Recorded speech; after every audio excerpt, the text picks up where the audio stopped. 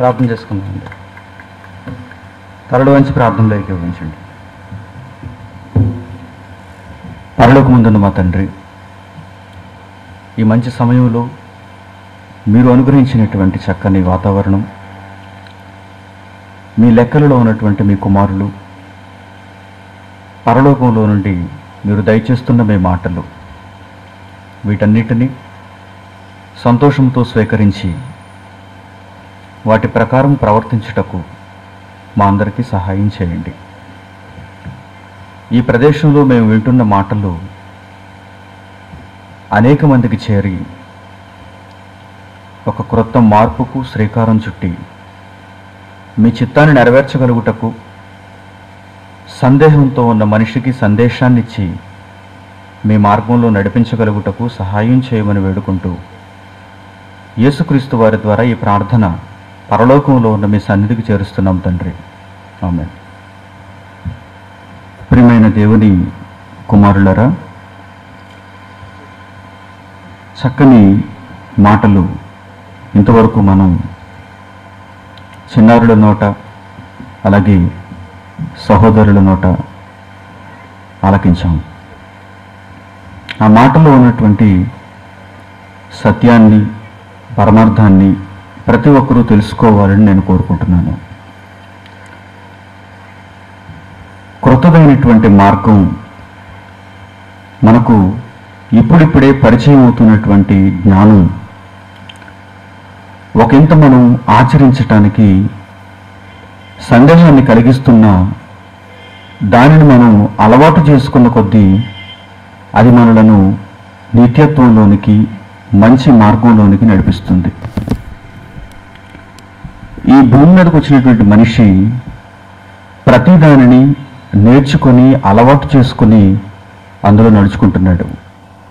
ఉదాహరణకి ఎన్నో ఉన్నాయి. తల్లి గర్భంలో నుంచి మనం బయటకు వచ్చినప్పుడు మనం ఏ దేశంలో పుడితే ఆ దేశపు అలవాటు మనకు వస్తుంది. ఏ ప్రాంతంలో పుడితే ఆ ప్రాంతపు భాష మనకు వస్తుంది. ఏ కుటుంబంలో పుడితే ఆ కుటుంబపు ఆచార వ్యవహారాలు మనకు అబ్బుతాయి. తల్లి గర్భంలోని దేనిని మనం ఈ లోకంలోనికి తెచ్చుకోలేదు. కేవలం దేవుడిచ్చిన శరీరాన్ని, దేవుని ఆత్మగా మనలను పంపించిన ఆత్మను, ఒక శక్తిని మనం కలిగి భూమి మీదకి వచ్చాం. మనం పుట్టగానే ఒక అమెరికా కుటుంబంలో ఉన్నాం అనుకోండి, ఈ పాటికి మనం ఇంగ్లీష్ మాట్లాడుతూ ఉంటాం. మనం పుట్టగానే జపాన్ దేశంలో ఒక తల్లిదండ్రుల మధ్యలో ఉన్నాం అనుకోండి, అక్కడ పెరిగాం అనుకోండి, ఇప్పుడు మనకు జపనీస్ భాష అలవాటైపోయి ఉండేది, తెలుగు భాష కొత్తదిగా ఉండేది. మనం పుట్టిన ప్రాంతం ఇది, మనం పెరుగుతున్న వాతావరణం ఇది, మన చుట్టూ ఉన్న మనుషులు తెలుగువారు. ఇక్కడ ఉన్నటువంటి అలవాట్లన్నీ మనకు భూమి మీదకు వచ్చిన తర్వాత మనకు అబ్బాయి.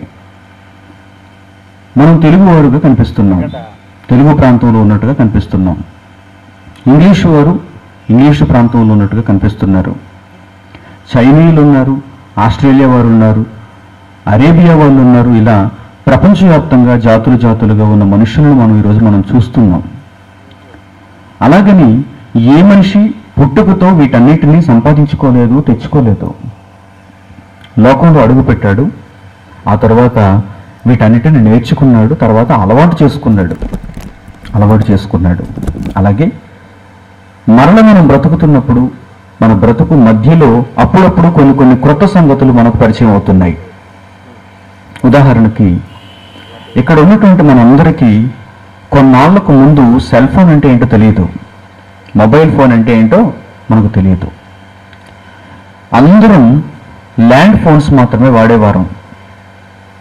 ల్యాండ్ ఫోన్ ఒక ఇంటిలో ఉండేది, అది ఎప్పుడో ఒకప్పుడు రింగ్ అయ్యేది. ఆ వీధిలో ఉన్న వారందరికీ ఆ ఒక్క నెంబర్ తెలుసు. వారందరూ తమను గూర్చినటువంటి కాంటాక్ట్ నెంబర్ ఎవరికైనా ఇవ్వాలి అంటే కనుక ఆ వీధిలో ఎవరికైతే టెలిఫోన్ ఉందో వారిని కనుక్కొని మీ నెంబర్ ఇస్తామండి అందరికీ. ఒకవేళ మాకు ఏమైనా ఫోన్ వస్తే మాకు తెలియచేయండి, మేము మా ఇంట్లో ఉన్నప్పుడు అని మనం చెప్పేవాళ్ళం. అలా రాను రాను సాంకేతిక పరిజ్ఞానం అభివృద్ధి నొందింది.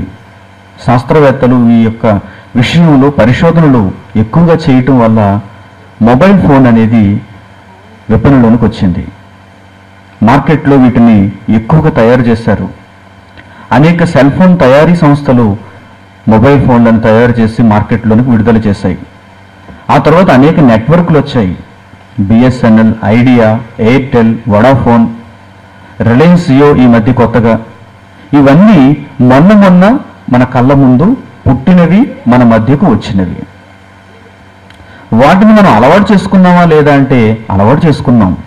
మన అవసరతను బట్టి, అది మనకు ఉపయోగపడుతున్న ఆ విధానాన్ని బట్టి మనం దానిని చూసి దానికి పైకి చెల్లించి కొనుక్కొని మన జేబులో పెట్టుకుని దానిని అలవాటు చేసుకున్నాం. ఒకనాడు మన దగ్గర బటన్స్తో ఉన్నటువంటి సెల్ ఫోన్ ఉండేది. దానిలో ఒక కొత్త అధ్యాయం, స్మార్ట్ ఫోన్. దానికి బటన్స్ కనిపించడం లేదు, కేవలం ఒక తాకే తెర, టచ్ స్క్రీన్ అన్నారు దానిని. ఒక అద్దం మాత్రమే ఉంటుంది. పక్కన ఉన్నటువంటి చిన్ని బటన్ నొక్కగానే అందులోంచి వెలుగు వస్తుంది. అందులో 1 2 3 4 5 6 7 8 9 స్టార్ హ్యాష్ కనిపిస్తున్నాయి మనకి. వీటికి అలవాటు పడ్డాం. ఇప్పుడు మరలా కొన్నాళ్లకు శాస్త్రవేత్త ప్రయోగాల వలన ఇంకా ఇందులో క్రొత్త పొంతులు తొక్కుతుంటాడు. వాటిని మనం అలవాటు చేసుకుంటాం. పైకి నిచ్చి వాటిని మనం కొనుక్కుంటాం. ప్రియులారా, ఇదంతా నేను ఎందుకు చెబుతున్నానంటే, ఒక మంచి మార్గం మన ముందు కనిపించినప్పుడు, అందులో సత్యం ఉంది అని మీ మనసు చెబుతున్నప్పుడు ఖచ్చితంగా దానికి మీరు అలవాటు పడాలి. ఎందుకంటే పుట్టుకతో మనం దేనికి సంబంధించిన వారం కాము. రిక్త హస్తాలతో మనం వచ్చాం. తల్లి గర్భంలో నుంచి కేవలం శరీరాన్ని మాత్రమే ధరించుకొని లోకంలో అడుగుపెట్టాం. మనం దేనికి చెందిన వారం కాదు, కేవలం మనిషి, కేవలం మానవ జాతిలో పుట్టిన వారం, కేవలం పరలోకమందున్న దేవుడు పంపగా వచ్చిన వారం. ఇక్కడికి వచ్చిన తర్వాత మనం అనేకమైనటువంటి వాటిని, మనకు ఇష్టమైనటువంటి వాటిని అలవాటు చేసుకున్నాం. ఒకడు డాక్టర్ అవ్వాలనుకున్నాడు. తను ఇంటర్మీడియట్ చదివిన తర్వాత డాక్టర్ వృత్తిని ఎన్నుకున్నాడు, డాక్టర్ అయిపోయాడు. పుట్టుకతోనే డాక్టర్ కాదే. ఒకడు ఇంజనీర్ అవ్వాలనుకున్నాడు. ఇంటర్మీడియట్ తర్వాత ఇంజనీరింగ్ కోర్సు ఎన్నుకున్నాడు, ఇంజనీర్ అయిపోయాడు. ఒకడు టీచర్ అవ్వాలనుకున్నాడు. ఇంటర్మీడియట్ తర్వాత టీచర్ వృత్తిని ఎన్నుకున్నాడు, టీచర్ అయిపోయాడు. వీరందరూ పుట్టుకతో టీచర్లు, డాక్టర్లు, ఇంజనీర్లు, లాయర్సు ఎవ్వరూ పుట్టుకతో కాదు.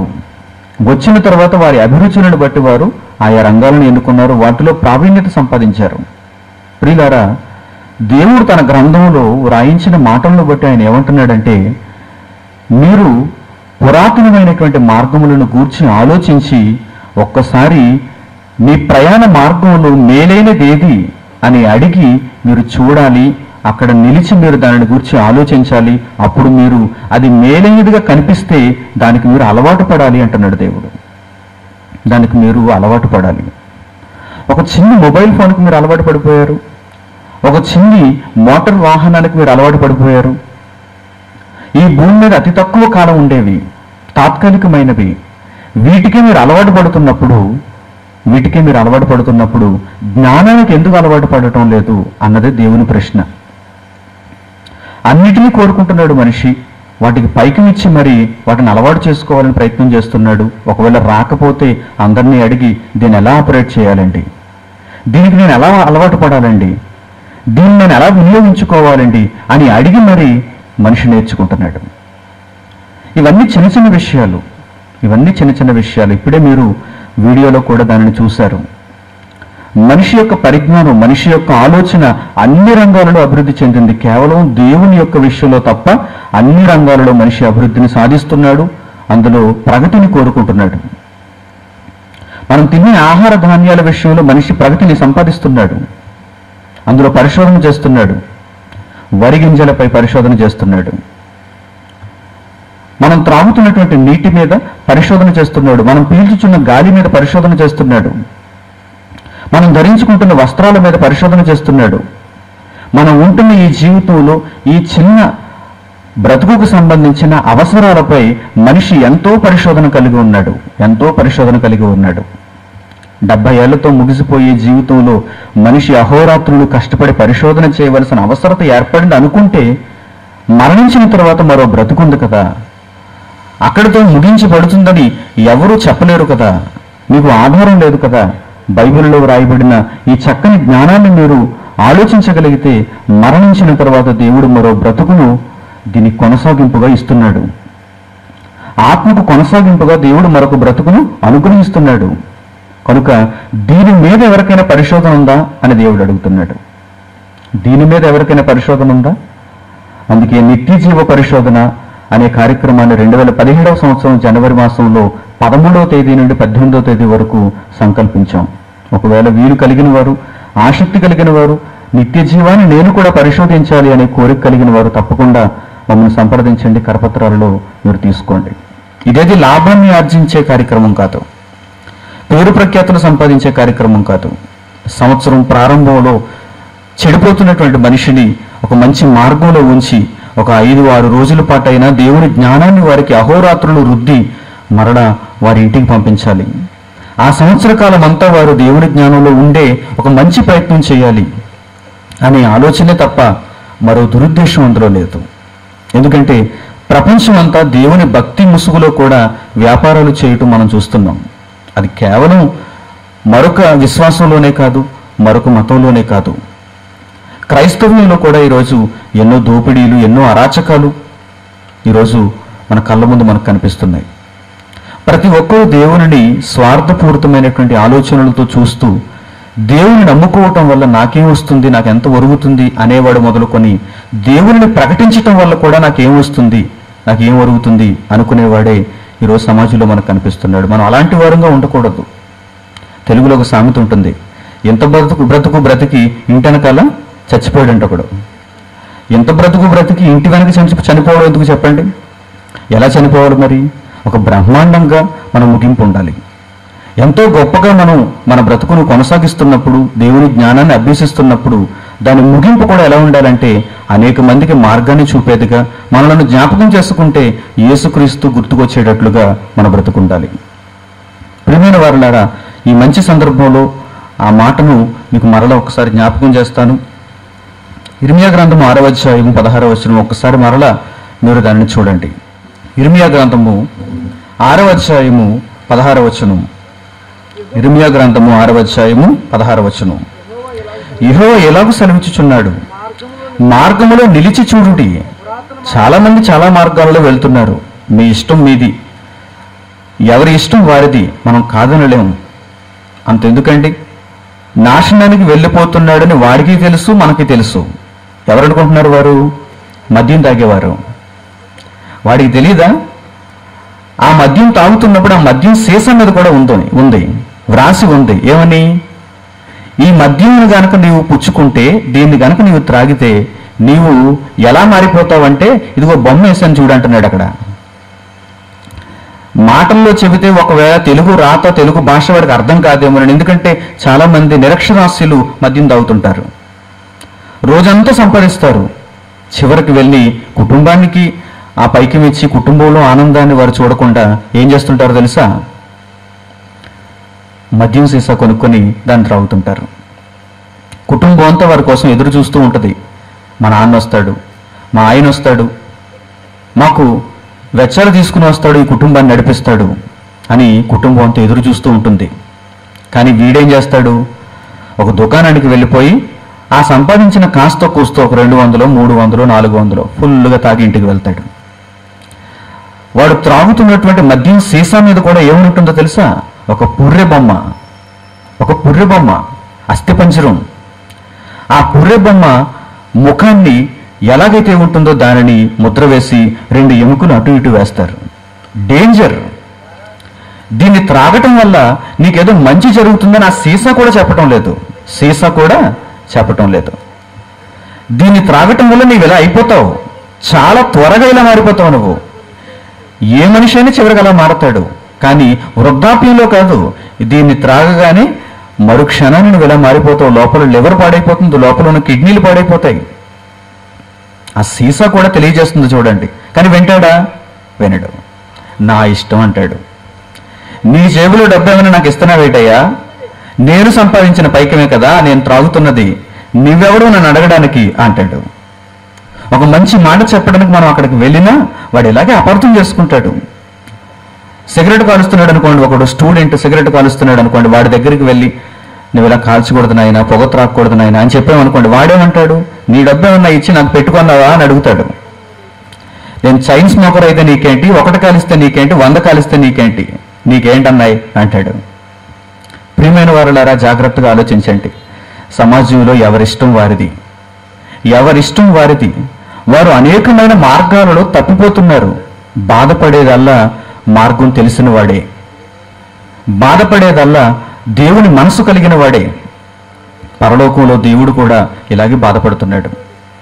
ఆయా మార్గాలలో వెళ్ళిపోతున్న మనుషులను చూస్తూ దేవుడు ఉండబట్టలేక ఒక మాట రాయించేశాడు.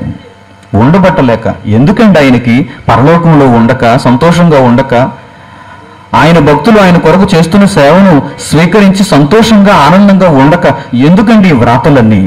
ఎందుకండి ఆయన మనసులో ఉన్న భావాలన్నీ పుస్తక రూపంలో మన కొరకు పెట్టాలి?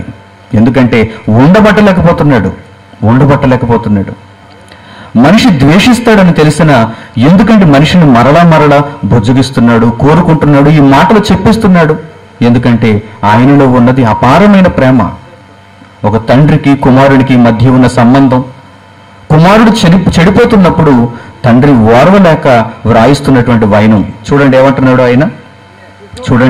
ఆయన, కన్న తండ్రి ఇలాగూ చెప్పుచున్నాడు, మార్గములలో నిలిచి చూడుడి, మార్గములలో నిలిచి చూడుడి. ఆయా మార్గాలలో మీరు వెళ్ళిపోతున్నారు. మందు తాగే మార్గంలో కూడా వెళ్ళిపోతున్నాడు, పేకాట మార్గంలో కూడా వెళ్ళిపోతున్నాడు, కోడిబందెల మార్గంలో కూడా వెళ్ళిపోతున్నాడు, సిగరెట్ తాగే మార్గంలో కూడా వెళ్ళిపోతున్నాడు. ప్రపంచంలో ఎన్నో మార్గాలు ఉన్నాయి. వ్యభిచార మార్గంలో కూడా వెళ్ళిపోతున్నాడు, జూదం మార్గంలో కూడా వెళ్ళిపోతున్నాడు, అక్రమంగా డబ్బు సంపాదనే ధ్యేయంగా ఒకడు వెళ్ళిపోతున్నాడు. ఎన్ని మార్గాలండి ఈరోజు ప్రపంచంలో. ఉగ్రవాదమే నాకు జీవం అనుకుని, ఉగ్రవాదమే నాకు కూడి పెడుతుంది అన్నట్టుగా ఒకడు ఉగ్రవాదంలో వెళ్ళిపోతున్నాడు. మనుషులను చంపటమే వాడి ధ్యేయం, మనుషులను చంపటమే. మావోయిస్టుగా ఒకడు ఆ మార్గంలో వెళ్ళిపోతున్నాడు.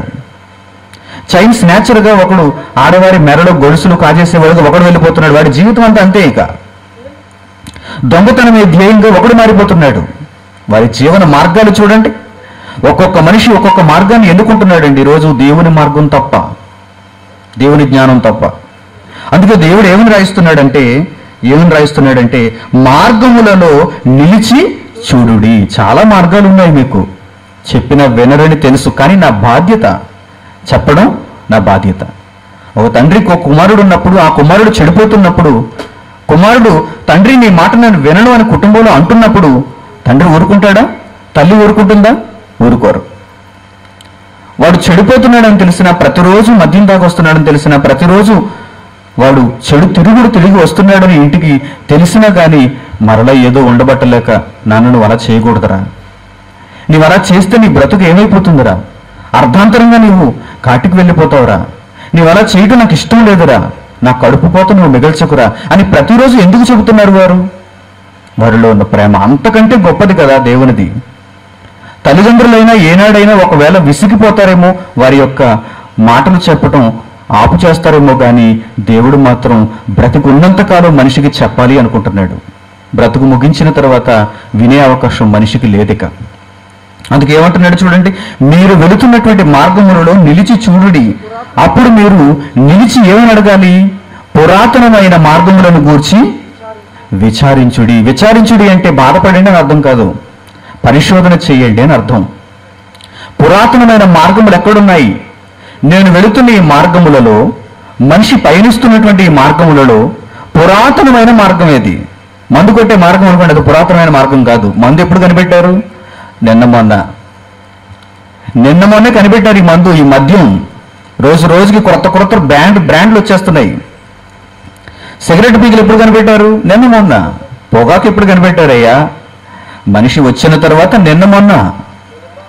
ఈరోజు మనిషి వ్యసనాలుగా ఉన్నటువంటి ఎన్నిటినో దేవుని మార్గము కాక మనిషి తప్పుడు మార్గములో, తన స్వమార్గంలో వెళుతున్నప్పుడు ఈ మార్గములన్నిటిని గురించి దేవుడు ఏమంటున్నాడంటే ఇవన్నీ పురాతనమైనవి కావు, మధ్యలో ప్రారంభమయ్యాయి. ఆదాము ఉన్నప్పుడు మద్యం ఉందా? ఆదాము ఉన్నప్పుడు సిగరెట్ ఉందా? ఆదాము ఉన్నప్పుడు ఇన్ని మార్గాలు ఉన్నాయా? సైన్స్ స్నాచింగ్ ఉందా? దొంగతనం ఉందా?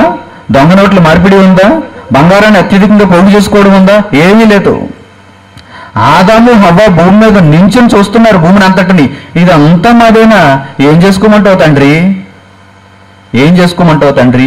ఇప్పుడున్న మనుష్యులు భూమిని చూడగానే ఈ ముక్క మాదైపోతే బాగుండు అనుకుంటున్నాడు. ఈ చిన్న 3 సెంట్లు ముక్క మాదైపోతే బాగుండు, ఈ పొలం మాదైపోతే బాగుండు, ఈ 1 ఎకరం మాదైపోతే బాగుండు, ఈ బిల్డింగ్ మాదైపోతే బాగుండు, ఆమె ఒంటి మీద నగలు నాకుంటే బాగుండు, వాడికి ఉన్న బ్యాంక్ బ్యాలెన్స్ నాకుంటే బాగుండు, వీడు తోలుతున్న కారు నాకుంటే బాగుండు. మనిషి ఆలోచనలు చూడండి ఈరోజు ఎలా ఉన్నాయో. కానీ ఆ రోజు ఆదాము భూమిని అంతా చూస్తూ ఈ భూమి అంతా నాదేనా, ఈ భూమి అంతా నాదేనా, ఏం చేసుకోవాలి ఈ భూమిని? భూమి మీద ఒకే ఒక మనిషి, ఆ తర్వాత ఒకే ఒక స్త్రీ, ఆదాము హవ్వలు మన ఆది తల్లిదండ్రులు ఇద్దరు వచ్చినప్పుడు వారు ఈ భూమిని చూస్తూ ఇదంతా మాదే, కానీ వారికి ఏ ఆశ లేదు, ఏ ఆలోచన లేదు. ప్రియమైన వారలారా, జాగ్రత్తగా ఆలోచించండి. మధ్యలో ఎన్నో మార్గాలు పుట్టుకొస్తున్నాయి. మనిషిని దేవుని మార్గం నుంచి పక్కకు తీసుకుని వెళ్ళటానికి మధ్యలో పుట్టినటువంటి మార్గాలన్నీ ప్రయత్నం చేస్తున్నాయి. ఈ మార్గాలు పుట్టడానికి కారణం దుష్టుడైన వాడు, అపవాది అయినవాడు. వాడే అనేక మార్గాలు సృష్టిస్తున్నాడు ఈరోజు మనిషి కొరకు. అందుకే దేవుడు ఏమంటున్నాడంటే, ఈ మార్గాలలో వెళుతున్నటువంటి మనుషులారా ఒక్కసారి మీరు ఆగరా, ఒక్కసారి ఆగండి, మార్గములను నిలిచి చూడండి. అప్పుడు మీరు ఏం చూడాలి? దేని కొరకు విచారించాలి? మీరు పురాతనమైన మార్గములను గురించి విచారించుడి. దాని కొరకు మీరు సెర్చ్ చేయాలి. ఈ మార్గములన్నిటిలో ఏది పురాతనమైనది అని మీరు తెలుసుకోవాలి. అలా తెలుసుకున్నప్పుడు, విచారించినప్పుడు మీకు తెలిసిపోయింది అనుకోండి పురాతనమైన మార్గం ఏదో, అప్పుడేం చేయాలి మీరు? మేలు కలుగు మార్గం ఏది అని అడిగి అందులో నడుచుకోండి. జంప్ అవ్వండి అంటున్నాడు దేవుడు. జంప్ అవ్వాలి మీరు, ఎందుకంటే మధ్యలో పుట్టింది మధ్యలోనే ఆగిపోతుంది. తాత్కాలికమైనది మరలా తాత్కాలికంగా నిన్ను నాశనంలో ముంచి వెళ్ళిపోతుంది. మధ్యలో పుట్టిన దాని వెనక నువ్వు పరుగులు తీసావా, నీవు నష్టపోతావు. అందుకే మేలు కలుగు మార్గం ఏది, నాకు చివరకు దేని వలన మేలు కలుగుతుంది అని అడిగి ఆ మార్గంలోనికి నీవు అడుగు పెట్టాలంటున్నాడు దేవుడు. మంచిదే కదండి, ఇది మంచి మార్గమే, మంచి మాటే కదండి దేవుడు చెబుతున్నాడు. మేలు కలుగు మార్గం ఏది అని అడిగి అందులో నడుచుకొని అప్పుడు మీకు నెమ్మది కలుగును. అప్పుడు మీకు నెమ్మది కలుగుతుంది. అప్పుడు మీరు ప్రశాంతమైన జీవనంలో ఉంటారు. ఈరోజు నిజంగా మనిషి ఆయా మార్గాలలో పరుగులు తీస్తున్న ఏ మనిషి ప్రశాంతంగా ఉన్నాడు చెప్పండి? ఏ మనిషి అయినా సుఖంగా ఉన్నాడా? ఎవరు లేరు. ప్రతి ఒక్కరూ ఆయా మార్గాలలో నడుచున్నటువంటి ప్రతి ఒక్కరూ ఆయాసపడుతున్నారు, కష్టపడుతున్నారు. వారికి కంటి నిండా కునుకు లేదండి, సుఖమైనటువంటి నిద్ర లేదండి. తమ జీవిత కాలంలో ఏం చేయాలో తెలియక ఒక గమ్యం లేక పరుగులు తీస్తున్నటువంటి మనిషికి దేవుడు ఏమంటున్నాడంటే, మేలు కలుగు మార్గం ఏది అని అడిగి అందులో మీరు నడుచుకోవాలంటున్నాడు. కానీ మనుషుల యొక్క స్థితిని కూడా మరలా క్రింద చెప్పేస్తున్నాడు ఆయన. నేను ఇంతగా మీతో చెప్పినా మీరు ఆ మార్గంలో నడవరు, ఆ మార్గంలోనికి మీరు రారు, కనుక మీకు మంచి పాఠాన్ని చెబుతాను అంటున్నాడు దేవుడు. అది పురాతనమైన మార్గం ఏది, ప్రాచీనమైన ధర్మం ఏది. పాఠాన్ని చెబితే మీకు అర్థమవుతుందేమో, ఉపమానాలతో కూడినటువంటి ఒక మంచి లెసన్ చెబితే మీకు అర్థమవుతుందేమో అని దేవుడు పాఠం చెప్పాలనుకుంటున్నాడు మనందరికీ, సమాజంలో ఉన్నటువంటి వారందరికీ. మేలైనటువంటి మార్గాన్ని ఊరకని నీవు అనుసరించవద్దు, ఊరకని అందులోనికి రావద్దు. కొన్ని ఆధారాలు చెబుతాను నీకు, కొన్ని విశేషమైన ప్రశ్నలు వేస్తాను నీకు. ఆ తరువాత అయినా నీవు నీ మనసు మార్చుకొని ఆ మార్గంలోనికి వస్తావేమో చూస్తానంటున్నాడు దేవుడు. ఒక మంచి పాఠం చెప్పాలనుకుంటున్నాడు ఆయన. ప్రియమైన వారలారా, ఈరోజు భూమి మీద మనం ఆలోచన చేస్తే కనుక పురాతనమైనటువంటి వాటికి అన్నిటికీ చాలా విలువ ఉంటుంది. భూమి మీద ఒక్కసారి మనం ఆలోచన చేద్దాం, కాసేపు దీన్ని అంతటిని పక్కన పెట్టి లోకపరంగా మనం ఆలోచన చేస్తే పురాతనమైన వాటికి, ప్రాచీనమైన వాటికి చాలా విలువ ఉంటుంది, చాలా విలువ ఉంటుంది. ఈ మధ్య 500 నోటు 1000 నోటు ఏం చేశారు? రద్దు చేసేశారు. 500 నోటు 1000 నోటు ప్రధానమంత్రి నరేంద్ర మోడీ గారు రద్దు చేసేశారు. అప్పుడు ఇలా రద్దు చేసిన తర్వాత టీవీలలో, వార్తాపత్రికలలో ఒక చిన్న న్యూస్ వచ్చింది. అదేంటంటే, మీ దగ్గర ఉన్నటువంటి రంగు నోట్లన్నీ మార్చుకోండి, కానీ ఒకటైనా ఆ పాత నోటు ఉంచుకోండి అని పేపర్లో అక్కడక్కడ రాశారు. 500 నోట్లు 1000 నోట్లలో అన్నీ మార్చేసుకోకండి, ఒక్కటైనా సరే ఉదాహరణకు ఒకటి మీ దగ్గర ఉంచుకోండి అని రాశాడు. ఎందుకు ఉంచుకోవాలట? భవిష్యత్తు తరాలకు ఇదిగో నాన్న ఇదే 500 రూపాయల నోటు ఒకప్పుడు ఉండేది అని చూపించటానికట. తర్వాత తరాల వారికి, తర్వాత వస్తున్నటువంటి పిల్లలకు ఇదిగో 1000 రూపాయలు ఒకప్పుడు ఇలాగే ఉండేది, దీనిని రద్దు చేశారు. ఇప్పుడు ఎవరి దగ్గర లేదు, నా దగ్గర మాత్రమే ఉంది, ఇది ప్రాచీనమైనది, పురాతనమైనది అని తరువాత వచ్చే వారికి చెప్పటం కోసం ఒక 500 మీ దగ్గర ఉంచుకోండి, 1000 రూపాయలు మీ దగ్గర ఉంచుకోండి అని పేపర్ వాడు రాస్తున్నాడు అక్కడక్కడ. ఎందుకంటే ఎవరి చేతుల్లోనూ కూడా ఇది తర్వాత కాలంలో ఉండదు. అంటే ఎవరి చేతుల్లో లేనిది, పురాతనమైనది, ప్రాచీనమైనది ఎలా మారిపోతుందన్నమాట? విలువైనదిగా మారిపోతుంది కొంతకాలానికి అని వాడి అభిప్రాయం. నిజమే. అందుకే చాలామంది ఏమంటుంటారంటే ఓల్డ్ ఈజ్ గోల్డ్. పురాతనమైనది ఏంటట? బంగారంతో సమానమట. అప్పుడప్పుడు పెద్దవారు సినిమా పాటలు పెట్టుకుంటారు, పాత పాటలు పెట్టుకుంటారు, నలిగిపోయిన రికార్డు అనమాట అది. దానిని వింటూ ఎలా పొంగిపోతుంటాడో తెలుసా? Old is gold. పాత పాటలు వింటే ఆ అనుభూతే వేరండి అంటుంటాడు. అంటే పాత పాటలలో అతనికి చాలా మాధుర్యం వినిపిస్తుంది అన్నమాట. పాత కథలలో చాలా మాధుర్యం వరకు వినిపిస్తుంది అన్నమాట. చూసారా? మనిషి ప్రాచీనమైన వాటికి, పురాతనమైన వాటికి ఖచ్చితంగా విలువనిస్తాడు అని దీనిని బట్టి మనకు అర్థమవుతుంది. దీనిని గమనించినటువంటి శాస్త్రవేత్తలు కానివ్వచ్చు, లేకపోతే అధికారులు కానివ్వచ్చు, మన దేశంలో ఒక సంస్థను నెలకొల్పారు. దాని పేరే ఆర్కియాలజీ డిపార్ట్మెంట్. ఈ ఆర్కియాలజీ డిపార్ట్మెంట్ వారు ఏం చేస్తుంటారంటే భారతదేశంలో ఎక్కడైతే, ఏ ప్రదేశంలో అయితే పురాతనమైనటువంటి వస్తువులు ఉన్నాయో వాటన్నిటినీ సేకరించి ఒక మ్యూజియంలో పెడతారు, ఒక సందర్శన స్థలంలో పెడతారు, ఒక ప్రదర్శన స్థలంలో పెడతారు. మన భారతదేశంలోనే కాదు, చాలా దేశాలలో దాదాపుగా అభివృద్ధి చెందుతున్నటువంటి చాలా దేశాలలో ఆర్కియాలజీ డిపార్ట్మెంట్ ఉంటుంది. ఆర్కియాలజీ డిపార్ట్మెంట్ అంటే తెలుగులో పురావస్తు శాఖ. అంటే ప్రాచీనమైనటువంటి వస్తువులన్నిటినీ వారు భద్రపరచటం ప్రారంభిస్తారు. ఆ ప్రాచీనమైన వస్తువుల్లో ఏముంటాయి? ఒకప్పుడు రాజుల కాలంలో ప్రజలు వాడినటువంటి నాణెములన్నీ వారు భద్రపరుస్తారు. అప్పుడు వాడినటువంటి అప్పుడు వాడినటువంటి కాని, ఇవన్నీ మనకు అద్దాలలో చూపిస్తూ, ఎక్కువ ఉండవు అవేవి, అక్కడక్కడ 1-2 కనిపిస్తుంటాయి. అవి కూడా చల్లనివిగా కనిపిస్తుంటాయి. వాటి మీద ఉన్నటువంటి ముద్రలన్నీ చెరిగిపోయినట్టుగా మనకు కనిపిస్తుంటాయి. వాటిని చాలా అపురూపంగా గాజు అద్దాలలో మనకు చూపిస్తూ ఏమంటుంటారంటే ఇది ఫలానా 1500 శతాబ్దానికి చెందిన రాగి నాణెం, ఇది ఫలానా 13వ శతాబ్దానికి చెందినటువంటి నాణెము.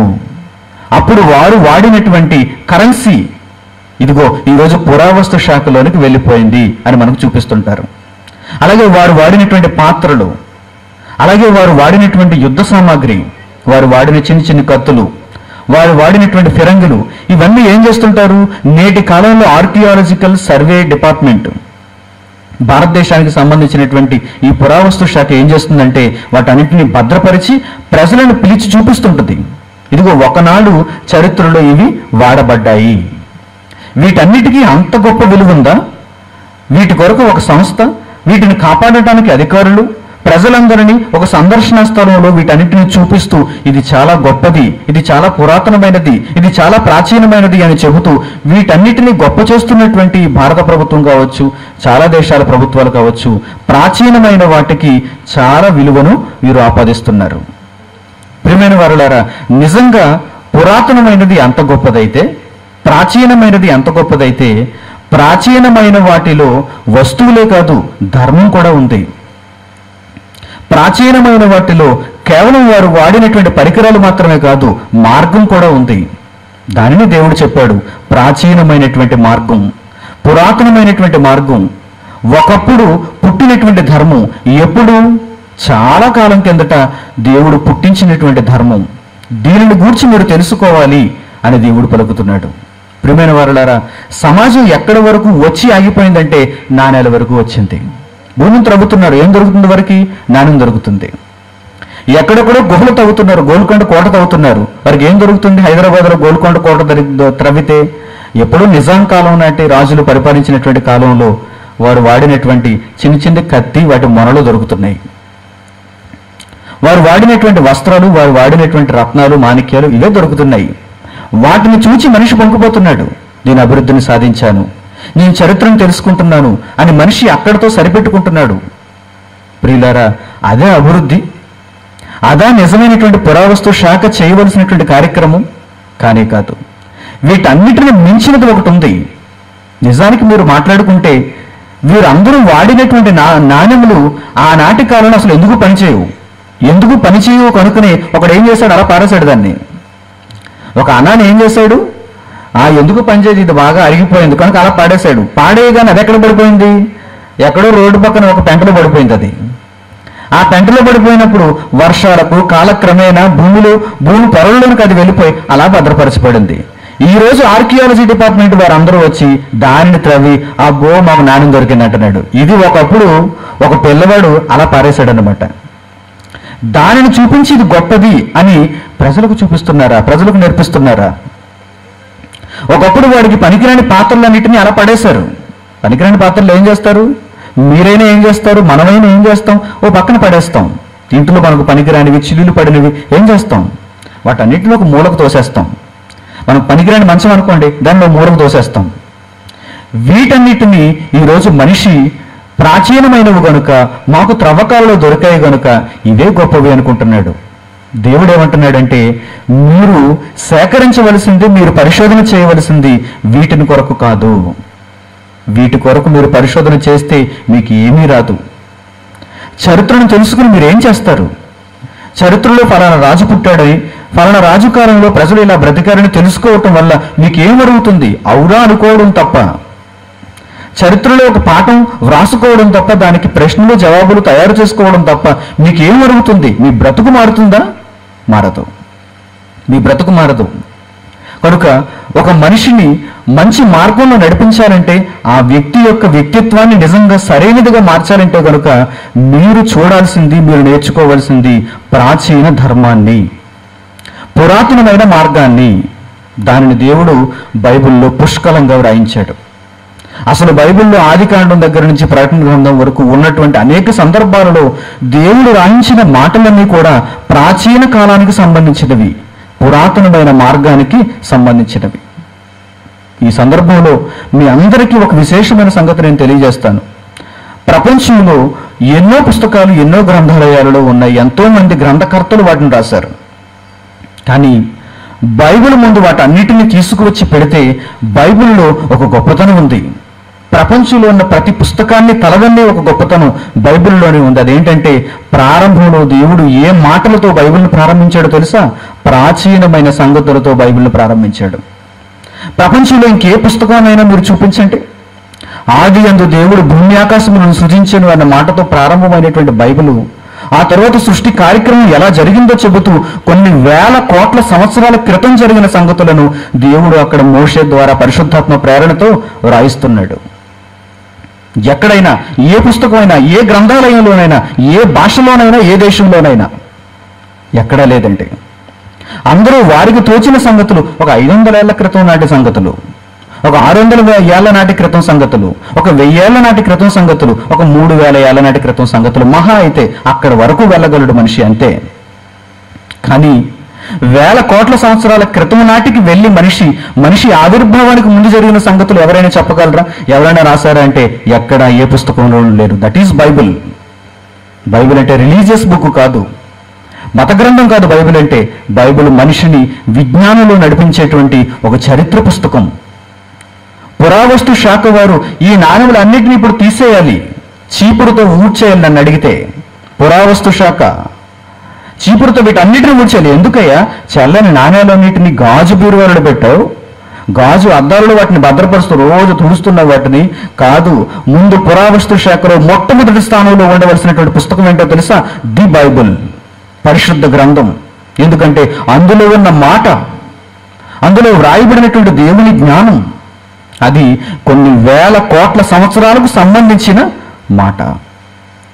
అందుకే దేవుడు పురాతనమైన మార్గం ఏది అని అడిగి, మేలు కలిగించే మార్గం ఏది అని అడిగి, మీరు దానిలో నడుచుకోవాలి అంటున్నాడు.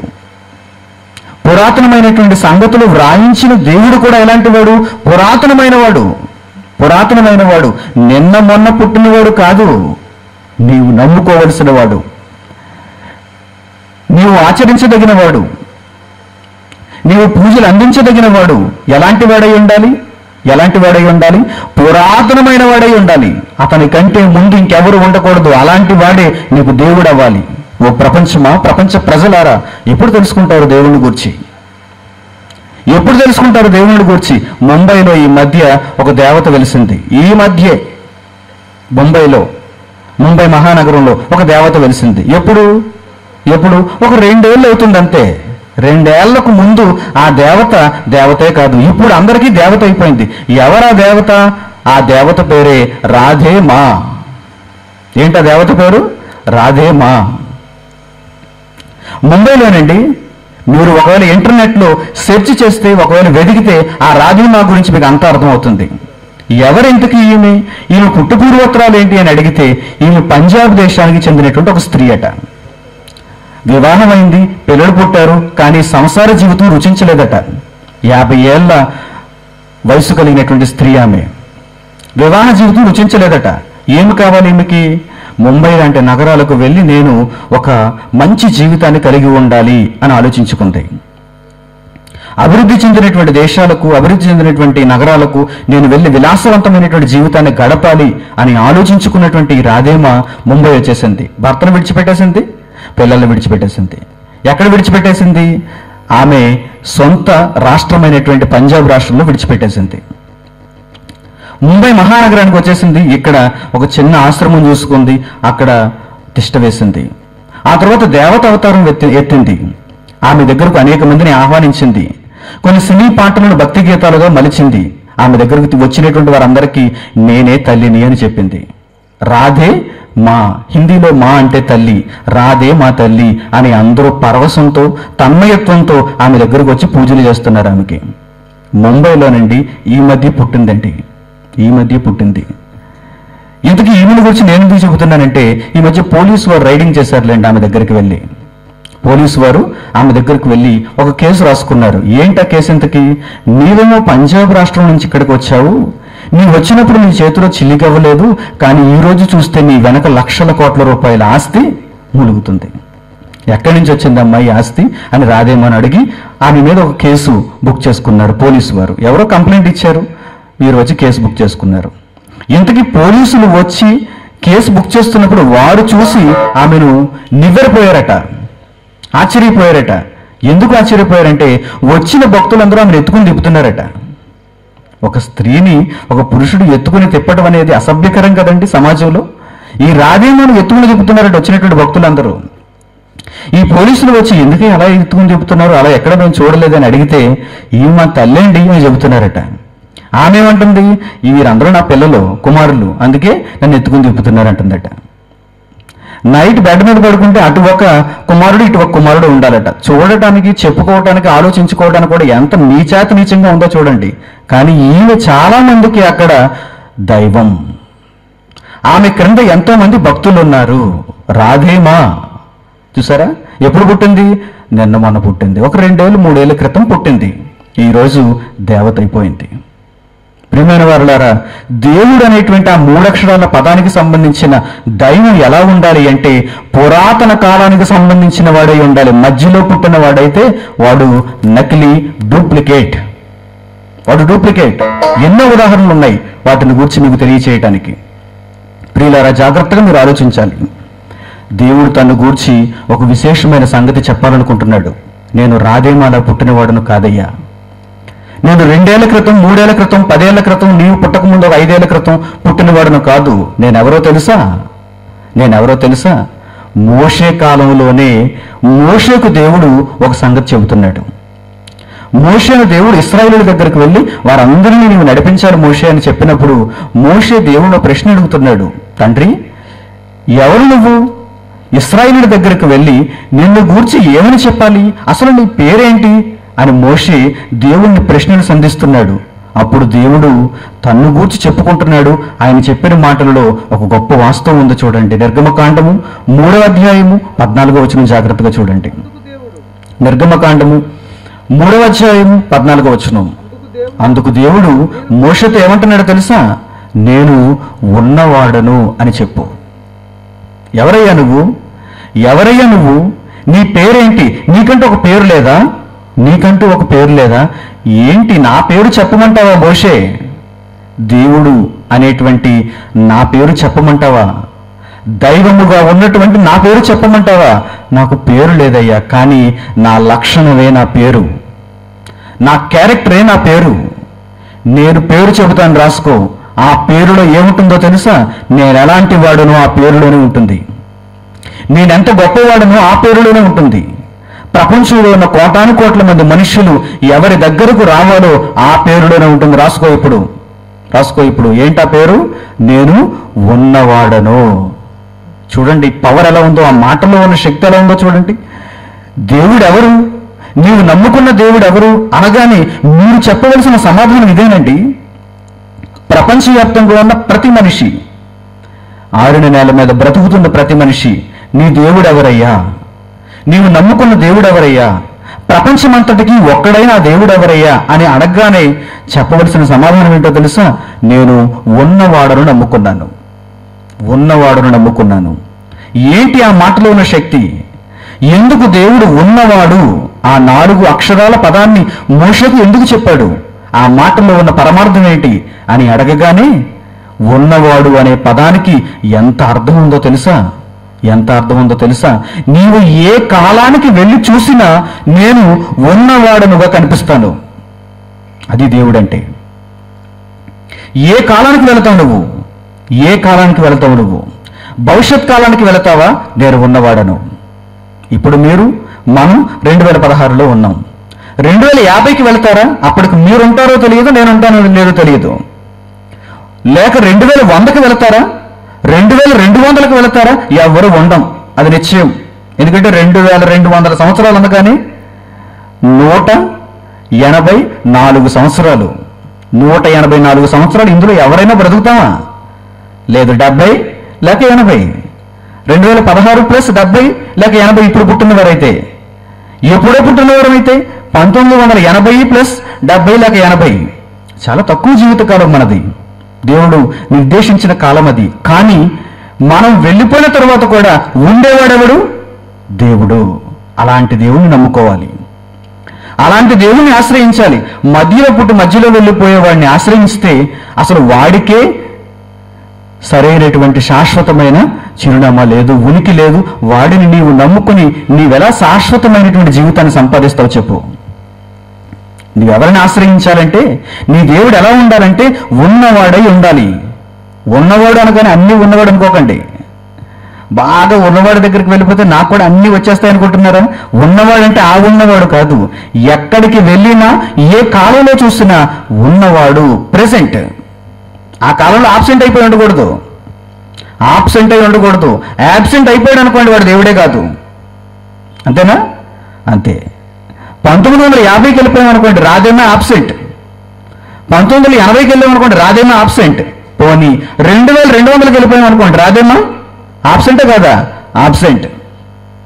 ఎందరోనండి చరిత్రలో పుట్టారు, ఇప్పటికి ఆబ్సెంట్ అయిపోయారు. వారి పేరు పిలుస్తుంటే ప్రెజెంట్ అయ్యా అని పిలిచేవారు, నిలబడేవారు లేరు. ఆబ్సెంట్. మొగపోయింది ఆ ప్రపంచం. వారికి తాలూకు ప్రపంచం మొగపోయింది. జయలలిత ఆబ్సెంట్. ఒక నెలల క్రితం జయలలిత అపోలో ఆసుపత్రిలో ప్రెజెంట్. ఒక 10 ఏళ్ల క్రితం జయలలిత సీఎంగా ప్రెజెంట్. సీఎం అభ్యర్థిగా ప్రెజెంట్, తమిళనాడు ముఖ్యమంత్రి. ఇప్పుడు ఆబ్సెంట్. మనుషులు కదండి, వీరందరూ మనుషులు కదండి. కానీ దేవుడు ఏమంటున్నాడో తెలుసా? మోషే నీ పేరేంటి తండ్రి అని అడగగానే ఏదో పేరు చెప్పి పంపించడం లేదు. నా పేరు యెహోవా, లేకపోతే పలానా అర్థం వచ్చేటువంటి పేరు, ఈ పేరు చెప్పు ఇశ్రాయేలుని అందరిని తీసుకొచ్చే అనటం లేదు. నా పేరేంటో తెలుసా? ఉన్నవాడను నేను. 2000కి వెళతావా? 3000కి వెళతావా? యేసు రాక ఆలస్యం అయితే భూమి మీద ఇంకా ప్రజలు ఉండటం ఇంకా కొనసాగింపబడితే ఏ కాలానికి నువ్వు వెళ్తావో చెప్పు. ఆ కాలానికి కూడా నేను ఉన్నవాడను. పోనీ చరిత్రలోనికి వస్తావా? చరిత్రలోనికి రా. వెనక్కి వెళదాం. యేసుక్రీస్తు కాలంలో ఉన్నవాడు, దావీదు కాలంలో ఉన్నవాడు, మోషే కాలంలో ఉండనే ఉన్నాడు ఉన్నవాడు, ఆదాము కాలంలో ఉండనే ఉన్నాడు ఉన్నవాడు. ఇంకా సృష్టి ముందుకు వెళ్ళిపోతే, అసలు ఈ భూమి తయారు చేసే కాలానికి వెళ్ళిపోతే అప్పుడు కూడా దేవుడెవరు? ఉన్నవాడు. సూర్యుడు తయారు చేయబడుతున్న కాలానికి వెళ్ళిపోతే అప్పుడు కూడా దేవుడెవరు? ఉన్నవాడు. నక్షత్రాల తయారీ దగ్గరకు వెళితే అక్కడ ఉన్నవారెవరు? దేవుడు. ఆ ఉన్నవాడైన దేవుడే ఉన్నాడు. అప్పుడు ఆయన్ని మాత్రమే మనం నమ్ముకోవాలి. మనమే కాదు, ప్రపంచంలో మనిషి అన్నవాడు ఆయన్ని నమ్మాలి. అప్పుడే వాడు భక్తుడు అని పిలువబడతాడు, ఈయన దేవుడు అని పిలువబడతాడు. మధ్యలో వచ్చాడు, మధ్యలో పోతాడు. వాణ్ణి కనుక నీవు ఆశ్రయిస్తే నీ మార్గం మంచిది కాదు. ప్రియమైన వారులారా, జాగ్రత్త పడండి. ఏ కాలానికి వెళ్ళి చూసినా ఉన్నవాడుగా కనిపిస్తున్నవాడే దేవుడు. యోబు గ్రంథం 36వ అధ్యాయం 26వ వచనంలో ఆయన పలికిన మాట చూడండి. దీనికి కాస్త వివరణ మరలా అక్కడ మనకు దొరుకుతుంది. యోబు గ్రంథము 36వ అధ్యాయము 26వ వచనం. యోబు గ్రంథము 36వ అధ్యాయము 26వ వచనం. ఆలోచించుము, దేవుడు మహోన్నతుడు, మనమాయనను ఎరుగము, ఆయన సంవత్సరముల సంఖ్య మితి లేనిది అంటున్నాడు. చూడండి, ఆయన సంవత్సరముల సంఖ్య మితి లేనిది.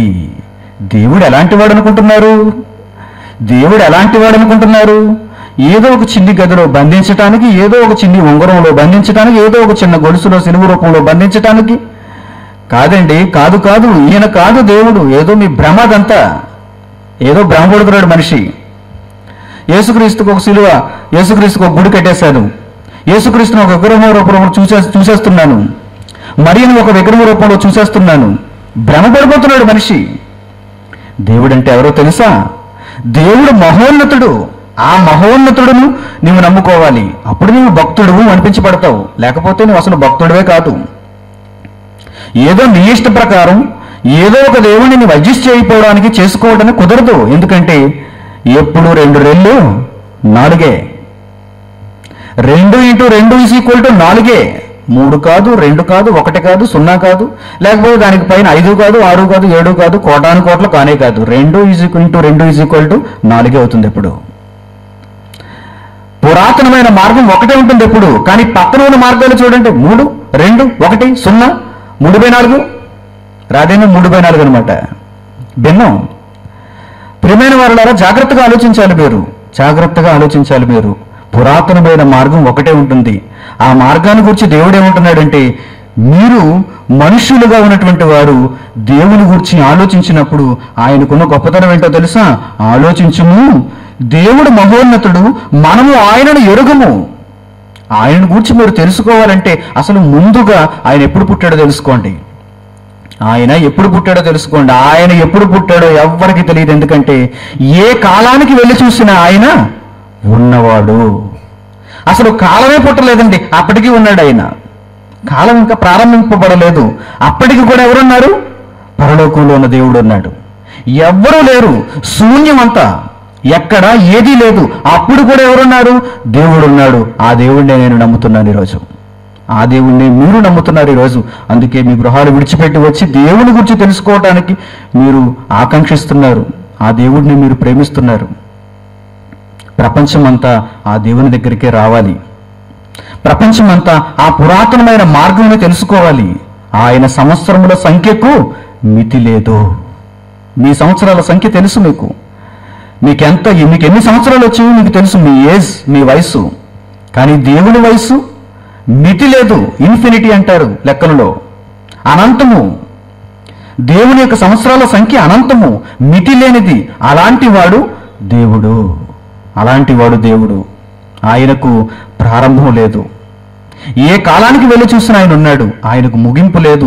ఏ కాలానికి భవిష్యత్తులో వెళ్ళి చూసినా ఆయన ఉంటాడు. ఆయనే గొప్పవాడు, ఆయనే తండ్రి, ఆయనే దేవుడు. ఆయనను గూర్చి ఇంత చక్కగా చెప్పిన గ్రంథం ఒక్కటే, దట్ ఈస్ బైబిల్. బైబిల్ ఒక్కటే ఆయనను గూర్చి ఎంత విపులంగా చెప్పింది. ఆ తరువాత పరలోకమందున్న దేవుడు మొట్టమొదట ఒక దానిని సృష్టించాడు. ఏ కాలానికి వెళ్ళి చూసినా ఉన్నవాడుగా కనిపిస్తున్న పరలోకంలో ఉన్న దేవుడు మొట్టమొదట తన సృష్టి ప్రారంభంలో ఒక ఆయనను కలుగు చేశాడు, ఒక దానిని సృష్టించాడు. అదేంటో తెలుసా? దేవుని మాట. ఎవ్వరూ లేరు, మీరు లేరు, నేను, మనం నివసిస్తున్న ఈ భూమి లేదు, మనం చూస్తున్న ఈ లోకం లేదు, ముల్లోకాలు లేవు, అసలు ఎవ్వరూ లేరండి. దేవదూతలు కూడా లేరు, ఎవ్వరూ లేరు.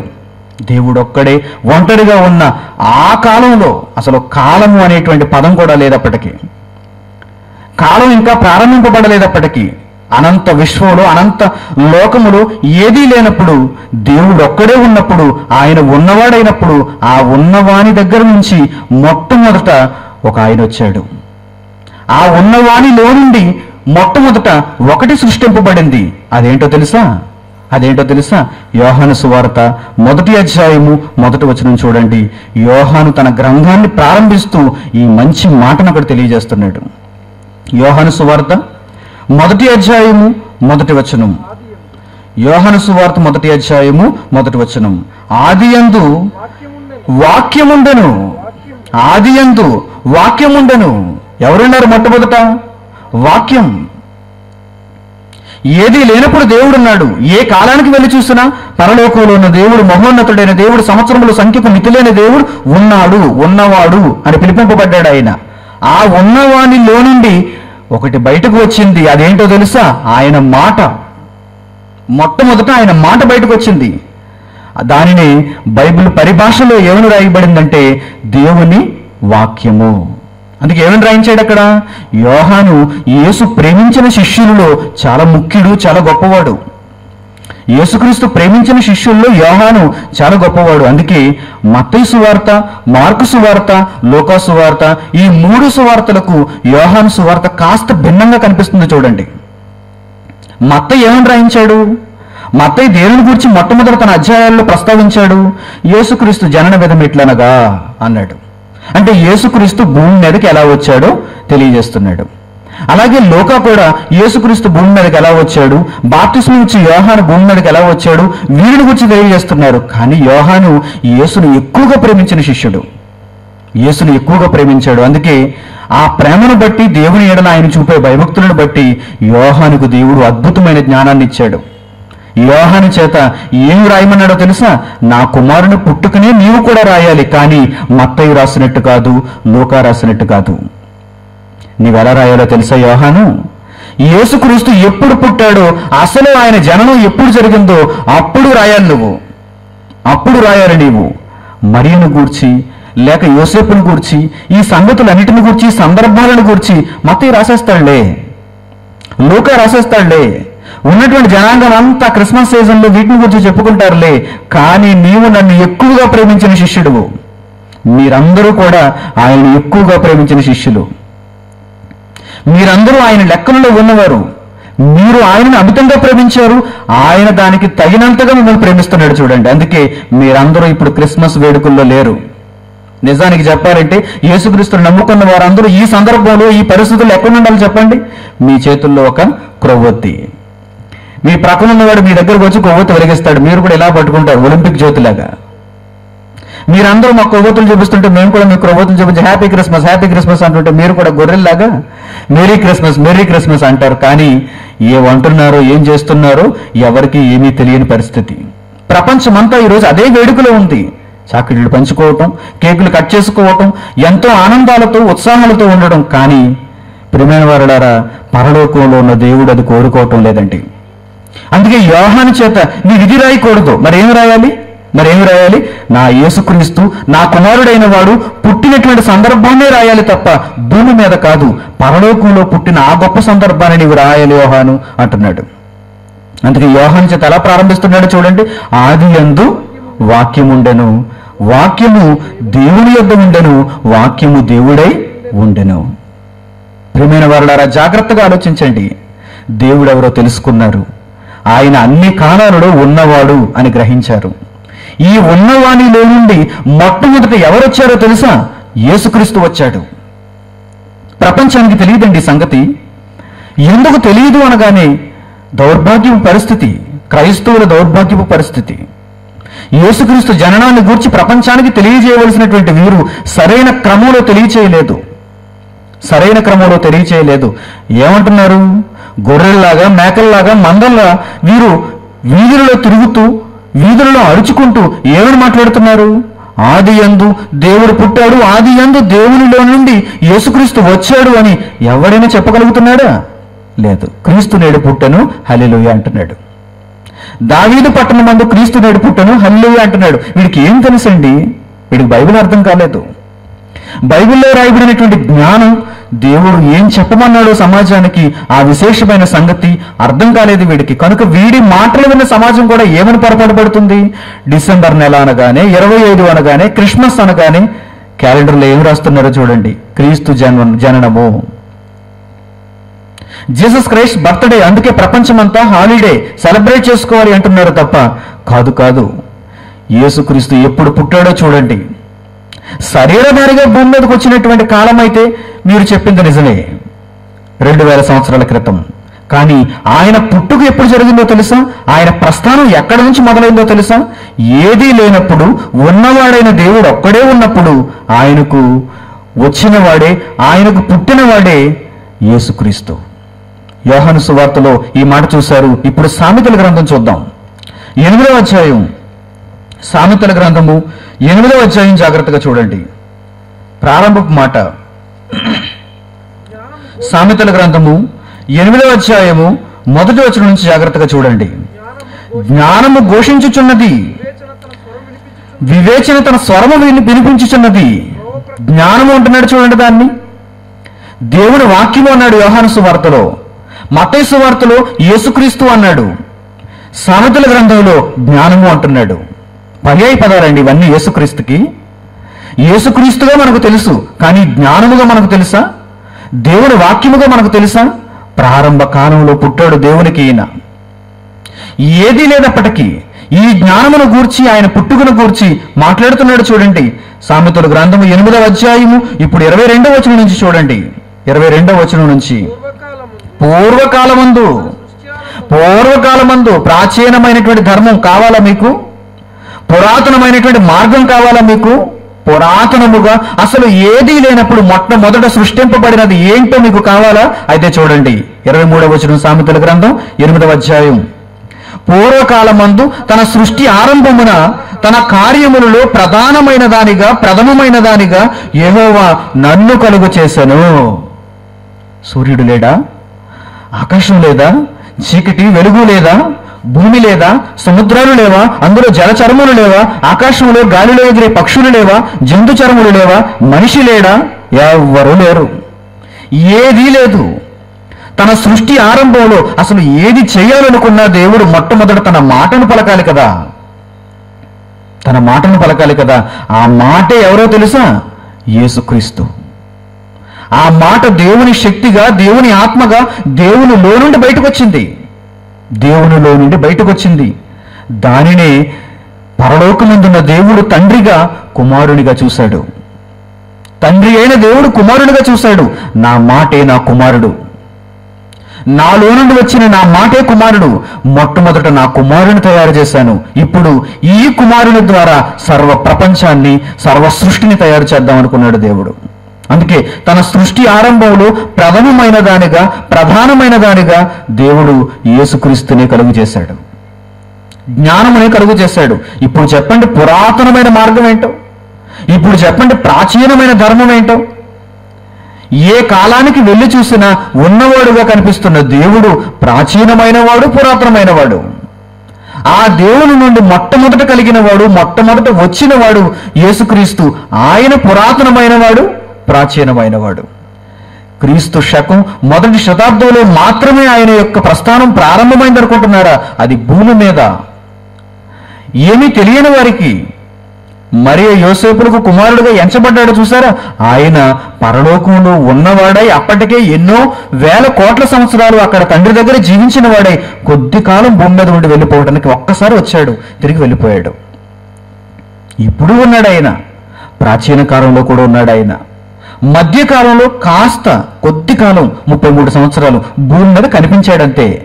కానీ ఆయన ఎప్పుడూ ఉన్నాడు. అలాగని ఉన్నవాడని చెప్పలేవు యేసుక్రీస్తుని. యేసుక్రీస్తుకు ప్రారంభం ఉంది. పరలోకమందున్న దేవునికి మాత్రమే ఆ మాట చెల్లుతుంది. ఏ మాట? ఉన్నవాడు అనే మాట. అది కేవలం దేవునికి మాత్రమే చెందుతుంది. అందుకే ఆయనను గూర్చి మాత్రమే ఆ మాట రాయించుకున్నాడు ఆయన, నేను ఉన్నవాడను. మరి యేసుక్రీస్తు ప్రారంభం కలిగిన వాడు. అయితే యేసుక్రీస్తులో ఉన్న గొప్పతనం ఏంటంటే ప్రపంచంలో ఏది సృష్టింపబడలేదు, ముందే పరలోకమందున దేవుడు తన మాటగా యేసుక్రీస్తును కలిగించాడు, సృష్టించాడు. ఈ మాట, ఈ విషయం, ఈ జ్ఞానం చాలా మందికి తెలియదు. ఒకవేళ చెప్పినా వారు గ్రహించరు, వారు దీనిని గురించి ఆలోచించడానికి ఇష్టపడరు. ప్రియమైన వారులారా, యేసుక్రీస్తు కాలంలోనే కొంతమంది ఉన్నారండి.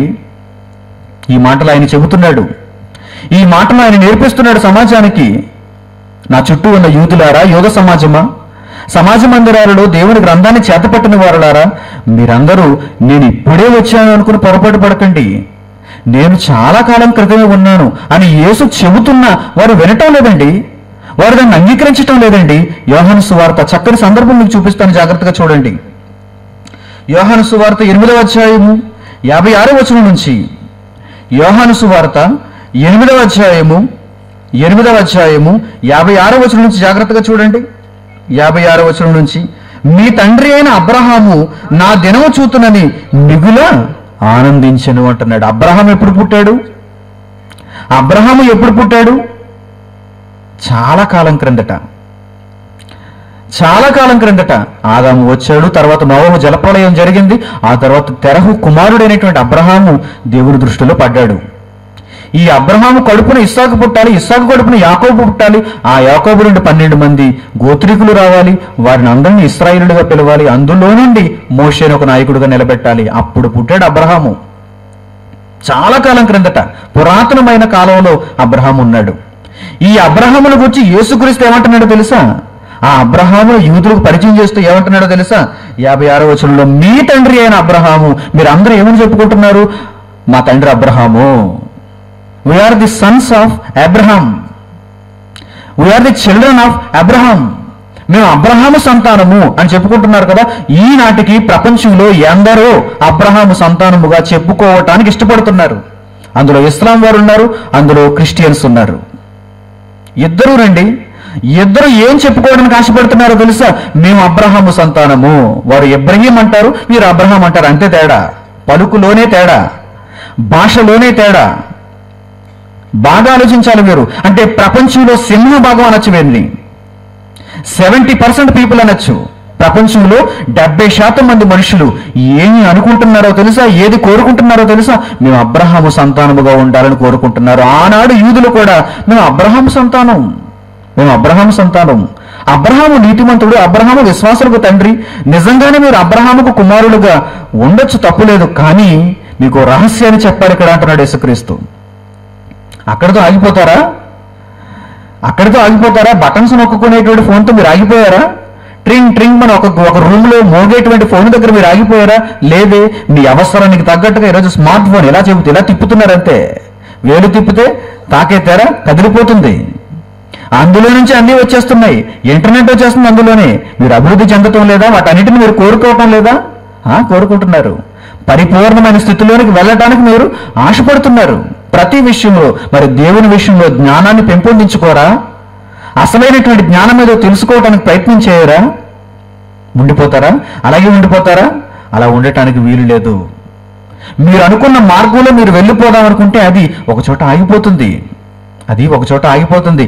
అప్పుడు మీరు ఎటు వెళ్ళాలో తెలియక వెనక్కి వెళ్ళటం చేతకాక అక్కడే నాశనానికి దిగిపోతారు. ప్రియమైన వారులారా, మీరు వెళుతున్న మార్గం సరాసరి నిత్యరాజ్యాన్ని చూపించేదై ఉండాలి. అందుకే యేసుక్రీస్తు ఏమంటున్నాడో తెలుసా? మీరు మీ తండ్రి అయిన అబ్రహామును గురించి మాట్లాడుకుంటున్నారు. మా తండ్రి అబ్రహాము అని మీరు చెప్పుకుంటున్నారు కదా. ఆ అబ్రహాము నా దినము చూతునని మిక్కిలి ఆనందించెను, అది చూచాడు కూడా. అలా చూచినప్పుడు ఆ అబ్రహాము సంతోషించెను అంటున్నాడు. ఈ యేసుక్రీస్తు ఎప్పుడు నిన్నమని వచ్చాడు కదా. 2000 సంవత్సరాల క్రితం కన్యమరియ గర్భాన్ని పుట్టాడు కదా. గొర్రెలు కాచుకునే వారందరూ సర్వోన్నతమైన స్థలములలో దేవునికి మహిమ, యేసుక్రీస్తు పుట్టాడు అని చప్పట్లు కొట్టారు కదా. తూర్పు దేశపు జ్ఞానులు ఇక్కడకు వచ్చి ఆయనకు పూజలు చేశారు కదా. ఆయనకు ఎన్నో విలువైన వస్తువులు అర్పించారు కదా. యేసు మొన్న పుట్టాడు కదా. అబ్రహాము ఏనాడు పుట్టాడు? ఆ అబ్రహాము యేసుక్రీస్తు దినము చూడటానికి, యేసుక్రీస్తును చూచి ఆనందించడానికి కోరుకోవడం ఏంటి? ఆ అబ్రహాము యేసును చూచి సంతోషించడం ఏంటి అని వారందరూ ఆశ్చర్యపడుతున్నారు.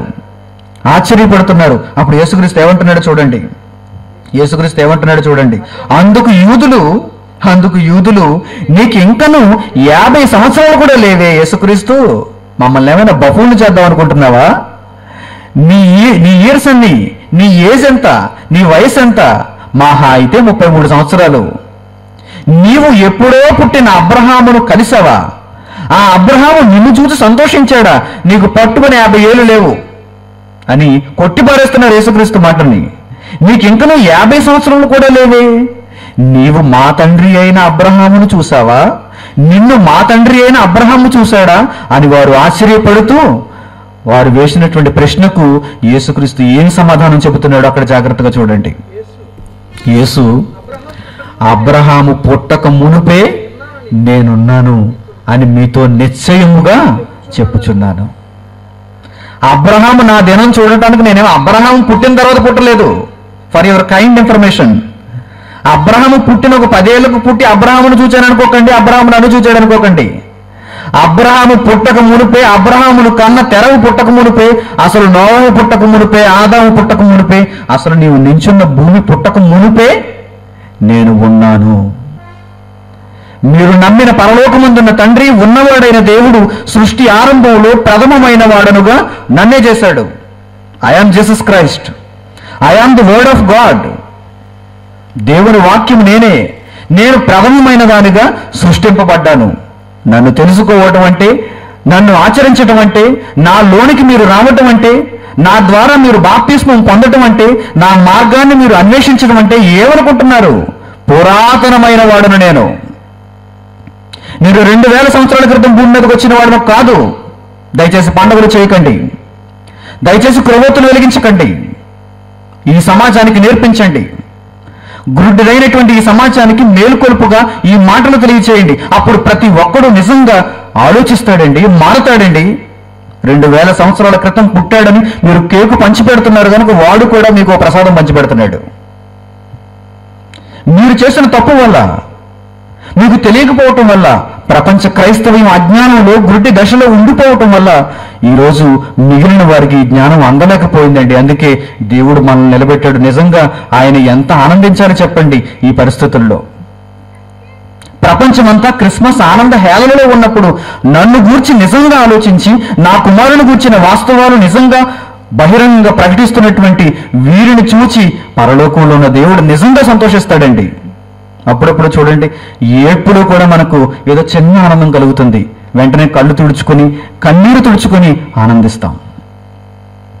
నాకు కలుగుతున్నటువంటి ఈ వేదనలో ఏదో కాస్త ఓదార్పు అనుకుని మనం ఆనందిస్తాం. అలాంటి పరిస్థితుల్లోని పరలోకంలో ఉన్న దేవుడు ఉన్నాడు. ఇప్పుడు ప్రపంచంలోని మనుషులు ఎవరికీ అర్థం కాని పరిస్థితుల్లో, ఎవరికి అర్థం కావాలని దేవుడు ప్రయత్నం చేసిన వారు అర్థం చేసుకోనటువంటి పరిస్థితుల్లో దేవుడు ఈ మాటలు వింటున్నప్పుడు, నిజంగా నేను బైబిల్లో ఏ ఉద్దేశంతో నా మాటలు రాయించానో ఆ ఉద్దేశం ప్రజలకు నెరవేర్చబడుతున్నప్పుడు, వారికి వినబడుతున్నప్పుడు నేను నిజంగా సంతోషించాలి అనుకుంటాడు దేవుడు. కన్నీటి మధ్యలో ఒక్కసారి చిన్న ఆనందాన్ని మనం ఇవ్వగలుగుతున్నాం. ప్రియులారా, ఇది కొద్ది మంది ద్వారా కాదు, అనేక మంది ద్వారా మనం ఇవ్వగలగాలి. మన దేహంలో ఈ ఊపిరి ఉన్నంత వరకు, ఆత్మగా మనం ఈ బ్రతుకులో జీవిస్తున్నంత కాలము ఈ దేవుని జ్ఞానమును ప్రకటించటం కోసమే మనం బ్రతకాలి. దాని కొరకే మనలను దేవుడు పుట్టించాడు. ఈ మాటలను పరలోకంలో నుండి అందుకొరకే దేవుడు అనుగ్రహిస్తున్నాడు. పురాతనమైన మార్గం ఏంటో తెలుసా? ఏది లేనప్పుడు సృష్టింపబడిన వాడు ఎవరో తెలుసా? దేవుడైన వాడు, ఆ తర్వాత యేసుక్రీస్తు. ఉన్నవాడుగా దేవుడున్నాడు. ఆ దేవుల్లో నుండి వచ్చిన వాడే యేసుక్రీస్తు. ఆ యేసుక్రీస్తు పలుకుతున్న మరొక మంచి సందర్భాన్ని కూడా మీకు చూపిస్తాను. చాలా గొప్ప సందర్భం యేసుక్రీస్తు తన మాటల్లో చెబుతున్నాడు. జాగ్రత్తగా చూడండి, జాగ్రత్తగా చూడండి. మత్తయి సువార్త 22వ అధ్యాయము 41వ వచనం నుంచి. మత్తయి సువార్త 22వ అధ్యాయము 41వ వచనం నుంచి. ఒకప్పుడు పరిసయ్యులు కూడి ఉండగా యేసు వారిని చూచి, క్రీస్తును గూర్చి మీకేమి తోచుచున్నది? యేసుక్రీస్తును గూర్చి మీకేమి తోచుచున్నది? ఆయన ఎవనికి కుమారుడని అడిగను. అడగండి ఈరోజు సమాజాన్ని, క్రీస్తును గూర్చి మీకేమి తోచుచున్నది? ఆయన ఎవరి కుమారుడు అనగానే తక్కువ సమాధానం చెప్పేస్తారు. డిసెంబర్ 25 ఆయన పుట్టాడు, ఆయన కన్య మరియ గర్భాన వచ్చాడు. ఇదే అర్థమైంది మీకు. అయితే మీరు అర్జెంటుగా మత్తయి సువార్త 22వ అధ్యాయము 41వ వచనంలో యేసు అడిగిన ప్రశ్న మీకోసమే. యేసు ఏమని అడుగుతున్నాడో తెలుసా? క్రీస్తును గూర్చి మీకేమి తోచుచున్నది, ఆయన ఎవరి కుమారుడని అడిగాను. వారు కాస్త జ్ఞానం తెలిసిన వారు, వీరు పరమదరిద్రులు, వీరికి ఆ మాత్రం జ్ఞానం కూడా లేదు. వీరేమంటున్నారు? మరీ గర్భాన్ని పుట్టాడు, అందుకే మేము కేకులు పంచి పెడుతున్నాం. వారు కాస్త ముందుకు వెళ్ళి ఏమంటున్నారు? ఆయన దావీదు కుమారుడు, దావీదు కుమారుడు అని చెప్పారు. క్రీస్తును గూర్చి మీకేమి తోచుచున్నది, ఆయన ఎవరి కుమారుడు? అసలు మీకు అర్థమైందా? యేసుక్రీస్తును గూర్చి మీకు అర్థమైందా? ఉన్నవాడైన దేవుడు మొట్టమొదట ఎవరిని సృష్టించాడో మీకు తెలిసిందా? ఎవడైనా ఇప్పటివరకు చెప్పాడా లేదా? గొర్రెలు కాపరులు చెప్పిన మాటలే నిజం అనుకుని వెళ్ళిపోతున్నారా? జ్ఞానుల దగ్గర జరిగిన సందర్భాన్ని చూసి ఇక సరిపెట్టుకుని వెళ్ళిపోతున్నారా? అలా అయితే మీ మార్గం మధ్యలో అర్ధాంతరంగా ఆగిపోతుంది. తెలుసుకోవాలంటున్నాడు యేసుక్రీస్తు. అందుకే క్రీస్తును గూర్చి మీకేమి తోచుచున్నది, ఆయన ఎవరి కుమారుడని అడిగాను. అప్పుడు వారేమంటున్నారు? ఆయన దావీదు కుమారుడు కదా ప్రభువా, ఆయన దావీదు కుమారుడు కదా, దావీదు వంశంలోంచి వచ్చాడు కదా అంటున్నారు. అందుకాయన తప్పు, దావీదు కుమారుడని సరిపెట్టుకుంటే మీరు పొరపాటు చేస్తున్నట్టు. పురాతనమైన మార్గం, ప్రాచీనమైన ధర్మం మీకు ఇంకా అర్థం కాలేదనే చెప్పాలి. దావీదు కుమారుడా? 1వ క్లాస్ తరగతి వాడు చెబుతాడు దాన్ని, 1వ తరగతి వాడు చెబుతాడు దానిని. మీరు పరిపూర్ణులు అయితే తప్ప పరలోకానికి రాలేరు. నరకానికి వెళ్ళిపోతారా? అరకొర జ్ఞానంతో నరకానికి వెళ్ళిపోతారా? హాఫ్ నాలెడ్జ్ పీపుల్ ఎలాంటి వారంట? డేంజరస్ అంట. అసలు ఏమీ తెలియకపోతే చాలా మంచిది, వాడికి ఎంతో కొంత దేవుని జ్ఞానాన్ని నేర్పించి దేవుని జ్ఞానంలో పెట్టేస్తాం. అన్నీ తెలిసిన వాడైనా మంచిదే, వాడు దేవుని జ్ఞానంలో ఉంటాడు. సగం తెలిసిన వాడు అనుకోండి, వాడికి ఏం చెప్పలేం, వాడికి సగమే తెలుసు. బస్సు స్టార్ట్ చేస్తాడు కానీ మలుపు ఎలా కొట్టాలో తెలియదు, బ్రేక్ ఎలా వేయాలో తెలియదు. ఏం చేస్తాడు? రోడ్డు మీద ఉన్న వారు అందరిని గుద్దుకుంటూ వెళ్ళిపోతాడు. ఎక్కడో చూశాడు, కీ పెట్టడం స్టార్ట్ చేయడం చూశాడు, ఓ సింటే కదా బస్సు నడపడం అనుకున్నాడు. ఎప్పుడో ఒకసారి తాళం దొరికింది, ఎక్కేశాడు, డ్రైవర్ సీట్లోకి ఎక్కేశాడు, ఖాళీగా దొరికింది, తాళం దొరికింది, పెట్టేశాడు, కీ పెట్టేశాడు, తిప్పేశాడు, యాక్సిలరేటర్ ఇచ్చేశాడు, ఆ తర్వాత గేర్ వేసేసాడు, తర్వాత తొక్కేస్తున్నాడు, పరపరమని వెళ్ళిపోతుంది బస్సు. అక్కడ సడన్ గా ఒక మంచి టర్నింగ్ వచ్చింది. అసలే పల్లెటూరు ఎలా ఉంటాయి చెప్పండి, పావు మెలుకులే అన్నీ.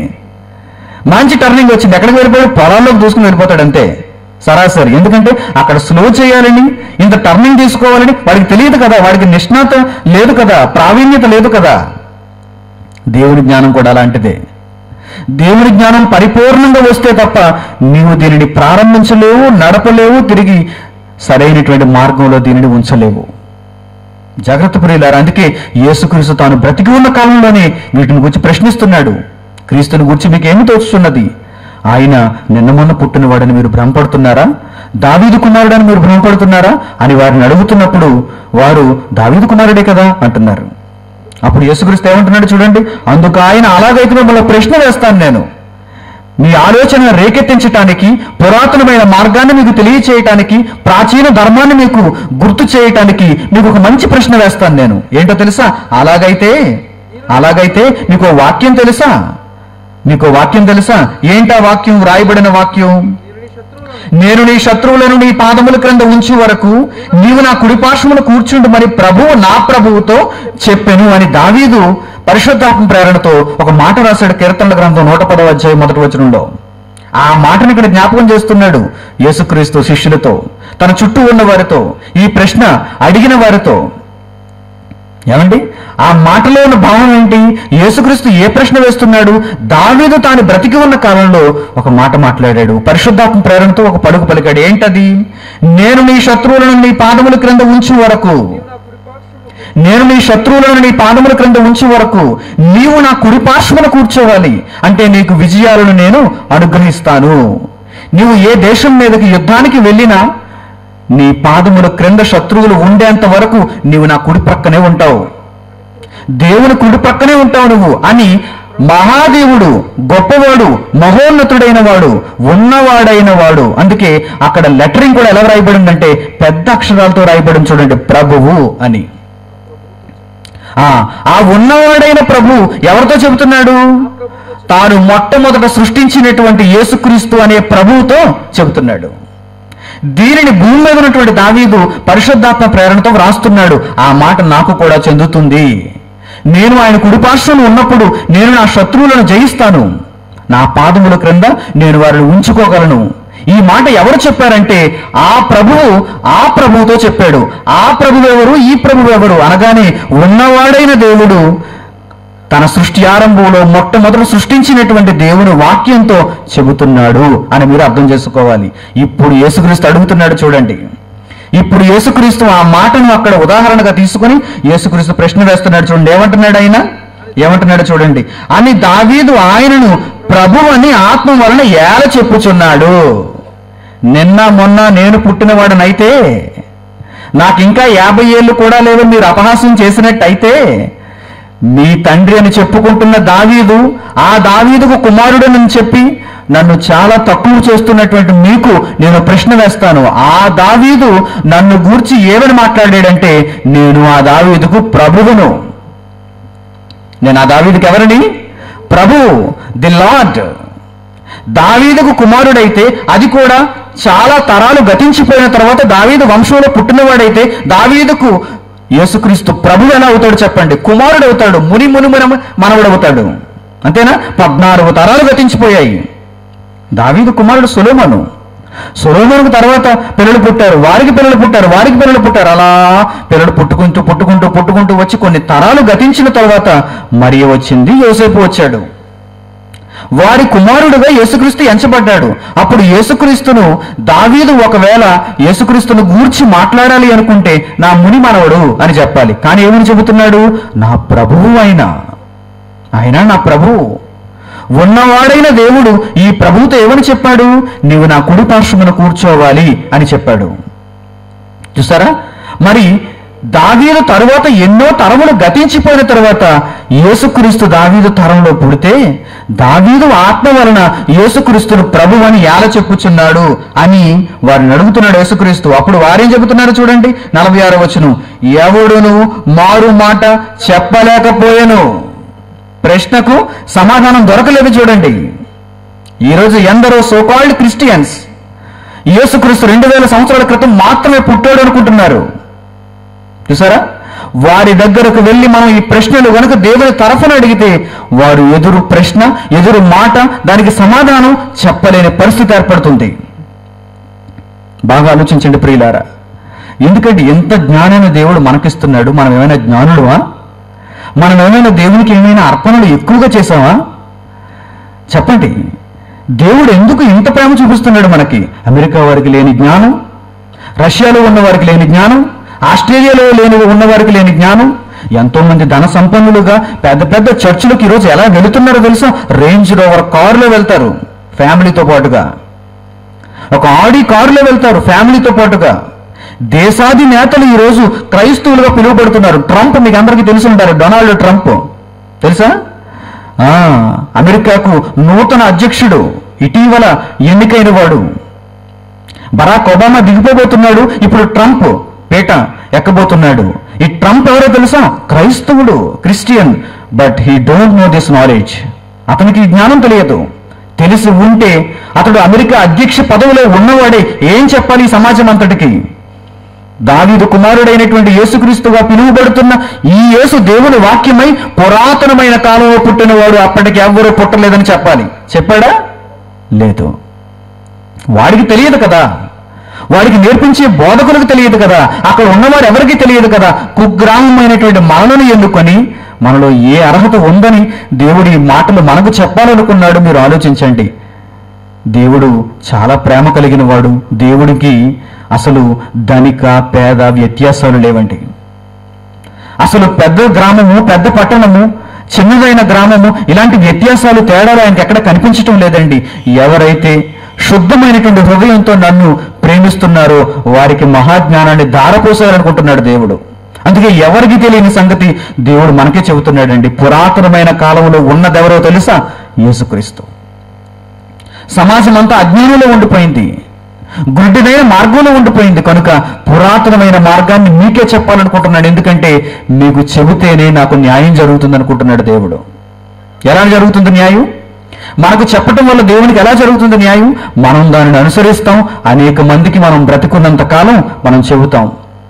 అదేనండి మనలో దేవుడికి ఉన్నటువంటి నిరీక్షణ. అదేనండి దేవుడు మనలో కోరుకుంటున్నాడు. ఈ మాటలన్నీ ఇంత సమయంలో కూడా మనకు ఎందుకు నేర్పిస్తున్నాడో తెలుసా?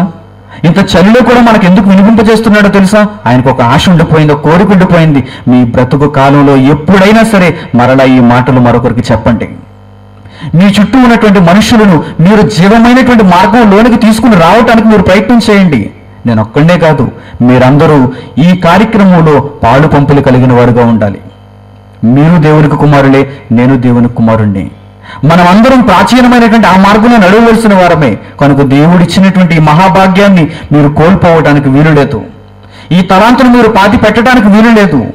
అనేక మందికి దీనిని తెలియజేసి పురాతనమైన మార్గంలో మనిషిని మరలా నడిపింప చేయటానికి మనం ఆలోచన చేయాలి. చివరిగా ఒక మంచి మాట చూపిస్తాను. కీర్తనల గ్రంథము 74వ అధ్యాయం జాగ్రత్తగా చూడండి.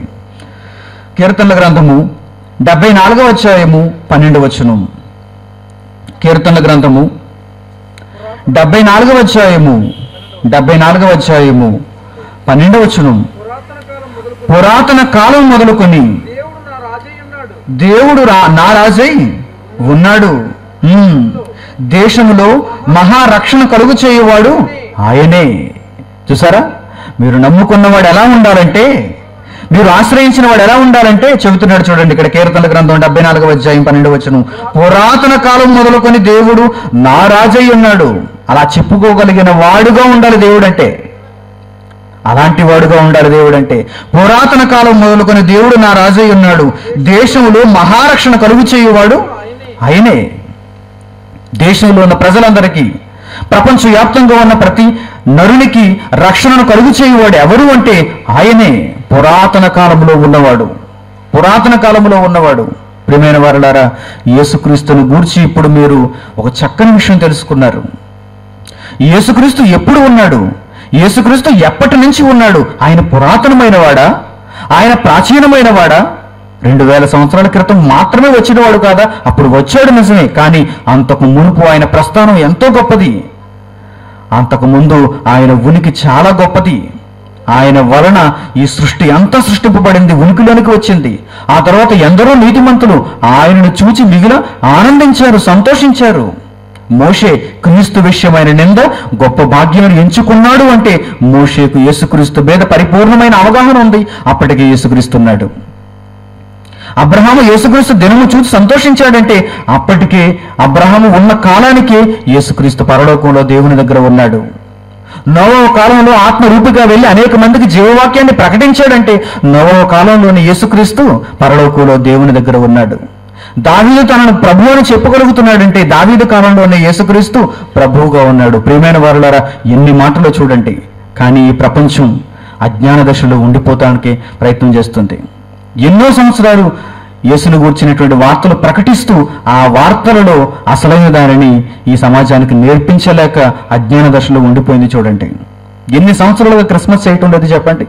2000 సంవత్సరం, 2005 సంవత్సరం, 2010 సంవత్సరం, 2016, 2017, 2020 ఇలా వెళుతూనే ఉంటారు. ప్రతి సంవత్సరం పాడిందే పాడరా పసుపల్లి దాసరా అని అదే పాట పాడతారు. కానీ యేసుక్రీస్తుని గురించి అసలైన వాస్తవాన్ని చెప్పగలరా? వీరికి ఎప్పుడు వెలుగుతుందండి? వారి తలలో ఉన్నటువంటి కన్ను ఎప్పుడు తెరుస్తారండి వారు? యేసుక్రీస్తుని గురించి వ్రాయబడిన చిట్టు చివరి మంచి మాటను మీకు చూపిస్తాను. మీకా గ్రంథం 5వ అధ్యాయం, మీకా గ్రంథము 5వ అధ్యాయం జాగ్రత్తగా చూడండి. మీకా గ్రంథము 5వ అధ్యాయము 2వ వచనం. బెత్లెహేము ఎఫ్రాతా, యోదా వారి కుటుంబములలో నీవు స్వల్ప గ్రామమైనను నా కొరకు ఇశ్రాయేలును ఏలబోవాడు నీలో నుండే వచ్చును. వానపల్లి చిన్నదనుకుంటున్నారా?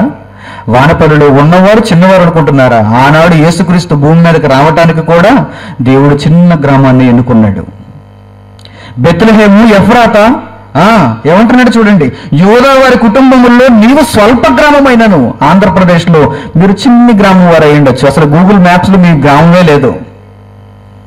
గూగుల్ మ్యాప్స్లో చూపిస్తుంటే వెతుకుతుంటే అసలు వానపల్లి కనిపించడం లేదు. కృష్ణా డిస్ట్రిక్ట్లో వానపల్లి చూపిస్తుంది మాకు. ఇక్కడికి రావడానికి మేము ప్రయత్నం చేసినప్పుడు ఆ మ్యాప్ మేము చూసినప్పుడు చుట్టుపక్కల ప్రతి ప్రదేశం కనిపిస్తుందండి, కానీ వానపల్లి కనిపించడం లేదు. ఆ తర్వాత తమ్ముళ్ళందరికీ ఫోన్ చేసి ఈ మార్గాన్ని పట్టుకుని మేము వచ్చాం. చూసారా, అసలు గూగుల్ మ్యాప్స్లో లేదంటే చాలా చిన్ని చిన్ని గ్రామాలు కూడా అందులో ఉంటాయి, కానీ మీ గ్రామం లేదంటే అది చాలా చిన్నదన్నమాట. స్వల్ప గ్రామం అన్నమాట. కానీ అందులోనికి దేవుడు దేనిని ప్రవేశపెడుతున్నాడో తెలుసా? యేసుక్రీస్తు ఎప్పుడు పుట్టాడో వీరికే చెప్పాలి నేను అనుకుంటున్నాడు దేవుడు. వీరి ద్వారా సమాజంలో విప్లవాన్ని నేను సృష్టించాలనుకుంటున్నాడు దేవుడు. అందుకే బెత్లెహేము ఎఫ్రాతా, యోదా వారి కుటుంబంలో నీవు స్వల్ప గ్రామమైనను నా కొరకు ఇశ్రాయేలీయులను ఏలబోవువాడు నీలో నుండి వచ్చును. అతడు ఎలాంటి వాడు, అతడు ఎప్పటివాడు, ఇప్పుడే వాడిని తయారు చేసి నీ దగ్గరికి పంపించడం లేదు. మరియ గర్భంలోనికి అప్పటికప్పుడు తయారు చేయబడిన యేసుక్రీస్తు గర్భంలోనికి రాలేదు. మరి ఎప్పటివాడు యేసుక్రీస్తు? మరియ గర్భంలోనికి వచ్చిన ఆ యేసు ఎప్పటివాడు చెప్పండి. అక్కడ రాయించాడు, జాగ్రత్తగా చూడండి. ప్రవక్తల గ్రంథంలోనే రాయించేశాడు చూడండి. పురాతనమైన కాలం మొదలుకొని శాశ్వత కాలం వరకు ఆయన ప్రత్యక్షమగుచుండెను. చూడండి జాగ్రత్తగా. పురాతన కాలం మొదలుకొని శాశ్వత కాలం వరకు ఆయన ఆయా కాలాలలో ప్రత్యక్షమవుతూ వస్తున్నాడు. ఇదిగో ఆయన బెత్లెహేములో మరియ గర్భాన కూడా ఒకానొక కాలంలో ప్రత్యక్షం అవుతాడు. అంతకు మునుపు కూడా ప్రత్యక్షం అయ్యాడు. ప్రత్యక్షం మగుచూ వచ్చిరన్నాడు చూడండి. అంటే యేసుక్రీస్తు ఏ కాలంలోనైనా వస్తున్నాడు. ఎలా వస్తున్నాడు? ఆయన వాక్య రూపంలో వస్తున్నాడు. యేసుక్రీస్తు మరియ కాలంలో అయితే శరీర రూపంలో వచ్చాడు. అంతకు ముందటి కాలంలో అయితే వాక్య రూపంలో వచ్చాడు. ఏ రూపంలో వస్తేనే వచ్చినవాడు ఎవరెంతకి? యేసుక్రీస్తే కాదా? యేసుక్రీస్తే. వచ్చినవాడు దేవుని వాక్యమా కాదా? అవును. పురాతనమైన వాడా, ప్రాచీనమైన వాడా? కాదా? అవును. వచ్చినది యేసుక్రీస్తు. అబ్రహాము దగ్గరకు వచ్చింది యేసుక్రీస్తు, నోవహు దగ్గరకు వచ్చింది యేసుక్రీస్తు, దావీదు కాలంలో ఉన్నది యేసుక్రీస్తు, మోషే జ్ఞాపకం చేసుకున్నది యేసుక్రీస్తు. అందుకే ఏమంటున్నాడంటే ఆయన పురాతన కాలము నుండి, ఆదాము కాలమే పురాతన కాలం అని మీరు అనుకుంటే అంతకు ముందటి కాలంలోనే యేసుక్రీస్తున్నాడు. ఆయన పురాతన కాలము నుండి శాశ్వత కాలం వరకు, భవిష్యత్తు కాలంలో కూడా ఆయన ప్రత్యక్షపరచబడతాడు. ఈరోజు మీ మధ్యలో ఉన్నది, ఈ మైకు ద్వారా మీకు వినిపిస్తున్నది ఎవరో తెలుసా? యేసుక్రీస్తు. యేసుక్రీస్తేనండి. ఆ యేసుక్రీస్తే మన చెవుల్లోనికి వెళ్తున్నాడు, మన మనసును రంజింపజేస్తున్నాడు, మంచి మార్గంలో మనలను పెట్టడానికి మనలను ప్రోత్సహిస్తున్నాడు. ప్రియమైన వారులారా, ఆ యేసును మనలో ఉంచుకొని క్రీస్తు వలె ఉండుటకు అన్ని విషయాల్లో ఎదిగి ఈ సమాజాన్ని మేల్కొల్పుదాం. పురాతనమైన మార్గాన్ని, ప్రాచీనమైనటువంటి ధర్మాన్ని ఈ సమాజానికి మన బ్రతుకులో ఉన్నంత కాలం మనం తెలియచేద్దాం. ప్రార్థన చేసుకుందాం. తలలు వంచి ప్రార్థనలో ఏకీభవించండి. పరలోకమందున్న మా తండ్రి, ఉన్నవాడవైన దేవ, ఏ కాలానికి వెళ్ళి చూసినా ఉన్నవాడుగా కనిపించే గొప్ప దేవ, మీ మహోన్నతమైనటువంటి ప్రేమకు, మీరు అనుగ్రహించిన ఈ రాత్రి వేళ జ్ఞానమునకు మా హృదయపూర్వకమైన నమస్సుమాంజలు తెలియజేస్తున్నాం. ప్రపంచంలో ఎవ్వరూ ఏ పుస్తకంలోనూ చెప్పని, తెలియచేయని మహాజ్ఞానపు సంగతులను మీ గ్రంథము ద్వారా మాకు పరిచయం చేసి, మా మనస్సులను తండ్రి మీ వాక్యములకు దగ్గర చేసి, ఆ మేలైన మార్గంలో మమ్మల్ని అందరినీ నిలిపినందుకు మీకు వందనములు చెల్లిస్తున్నాం. ఈ మార్గము నుండి ఏ ఒక్కరూ వేరు కాకుండా తండ్రి తమ గమ్యాన్ని చేరుకొనగలుగుటకు వారికి సహాయం చేయండి. ప్రపంచంలో ఇంకా అనేక దారులు ఎదురు చూస్తున్నాయి. మనిషిని అజ్ఞానం వైపు నడిపించటానికి తండ్రి అనేక విధాలుగా వారిని ఆకర్షించడానికి ప్రయత్నం చేస్తున్నాయి. ఆ ఆకర్షణలోనికి వీరు వెళ్లకుండా మీకు పిల్లలై మీ చిత్తాన్ని నెరవేర్చువారై మీరు వ్రాయించిన మాటలకు లోబడువారుగా పురాతనమైన, ప్రాచీనమైన ఈ మార్గమును, ధర్మమును తండ్రి కోరుకునేవారుగా ఉండుటకు వారి జీవితకాలం అంతా వారికి మీరు సహాయం చేయండి. యేసుక్రీస్తును గూర్చి అర్థం కాని ఈ సమాజానికి ఏ విధంగా యేసుక్రీస్తును తెలియచేయాలో మాకు నేర్పించారు. ఆ యేసు పురాతనమైన వాడు, ఏది లేనప్పుడు ఆయన ఉన్నాడు. ఆది యందు ఉన్న ఆయనను ఈ సమాజం గుర్తించలేకపోయింది, చూడలేకపోయింది. ఆ ప్రాచీనమైన యేసుక్రీస్తును మరలా సమాజానికి తెలియచేయుటలో తండ్రి మా వంతు కృషి మేము చేయగలుగుటకు, సహోదరుల నిమిత్తము ప్రాణము పెట్టవలసినంత పనిని మేము నెరవేర్చగలుగుటకు సహాయం చేయమని వేడుకుంటూ, ఈ మంచి వాక్యమును, మేలైనటువంటి జ్ఞానమును తండ్రి ఇంతటి రాత్రి వేళ విన్నటువంటి వీరందరికీ మీ కృపను, మీ సమాధానమును తోడుగా ఉంచుమని వేడుకుంటూ తండ్రి ఎవరి ఇంటికి వారు వెలుచుండగా మార్గంలో క్షేమాన్ని వారికి అనుగ్రహించి వారి కుటుంబములకు సమాధానం అనుగ్రహించమని ప్రాధేయపడుతూ రేపటి దినాన తండ్రి మరిన్ని సంగతులు తరగతుల రూపంలో నేర్చుకోవడానికి అవకాశం కల్పించమని కోరుకుంటూ తండ్రి ఇంతటి మహా కార్యక్రమాన్ని జరిపించడంలో చేయూతనిచ్చినటువంటి బిడ్డలందరినీ పేరు పేరుడు మీరు జ్ఞాపకం చేసుకుని అడుగుతూ యేసుక్రీస్తు వారి ద్వారా ఈ ప్రార్థన వినపంలో మీ సన్నిధికి చేరుస్తున్నాం తండ్రి. ఆమేన్. మన తండ్రి అయిన దేవుని ప్రేమ, ఆయన కుమారుడైన యేసుక్రీస్తు వారి కృప, పరిశుద్ధాత్మ దేవుని యొక్క అన్యోన్య సహవాసం మనందరికీ సదాకాలం తోడే నడిపించునుగాక. ఆమేన్. అందరికి వందనములు. సెలవు.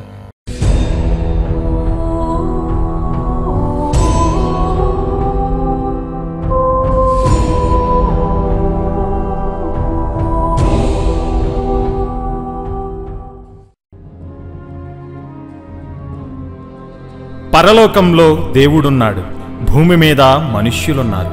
మొదటి కాలంలో ఆదాము హవ్వలు ఏదేను తోట నుండి వెళ్ళగొట్టబడ్డారు. చరిత్రలో ఇశ్రాయేలీయులు కనాను దేశంలో అడుగు పెట్టలేకపోయారు. ఈరోజు క్రైస్తవులు పరలోకంలో ప్రవేశింపలేకపోతున్నారు. హక్కున చేర్చుకోవాలనుకున్న ప్రతిసారి మనిషి దేవునికి దూరమవుతున్నాడు, దుష్టునికి బలవుతున్నాడు. కానీ తరాలెన్ని మారినా దేవుని ప్రేమ మారలేదు, ఇటు మనిషి ప్రవర్తన మారలేదు. దీనికి ముగింపు పలకటానికి యేసుక్రీస్తు తిరిగి రాబోవుచున్నాడు. పతనమైన మనుష్యుల జీవితాలను దేవుని వాక్యంలో చూపిస్తూ, అగ్నిలో నుండి కొందరిని రక్షిస్తూ, అహర్నిశలు దేవుని పనిని జరిగిస్తూ, బైబిలును వక్రీకరించిన వారికి సింహస్వప్నమై దేవుని మనస్సును ప్రపంచానికి చాటుతున్న క్రీస్తు దేహమే క్రైస్ట్ చర్చ్ సామర్లకోట. నిజాన్ని నిర్భయంగా స్వీకరించండి, నిత్య జీవానికి వారసులవ్వండి. యేసుక్రీస్తునందు నమ్మకస్తుడు.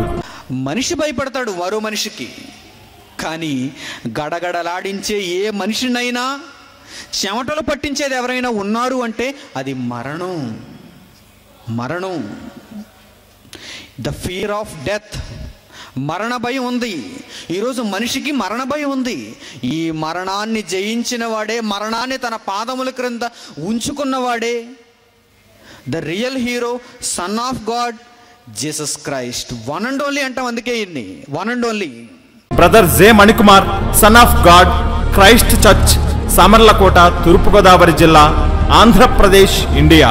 వివరములకు 8978414178.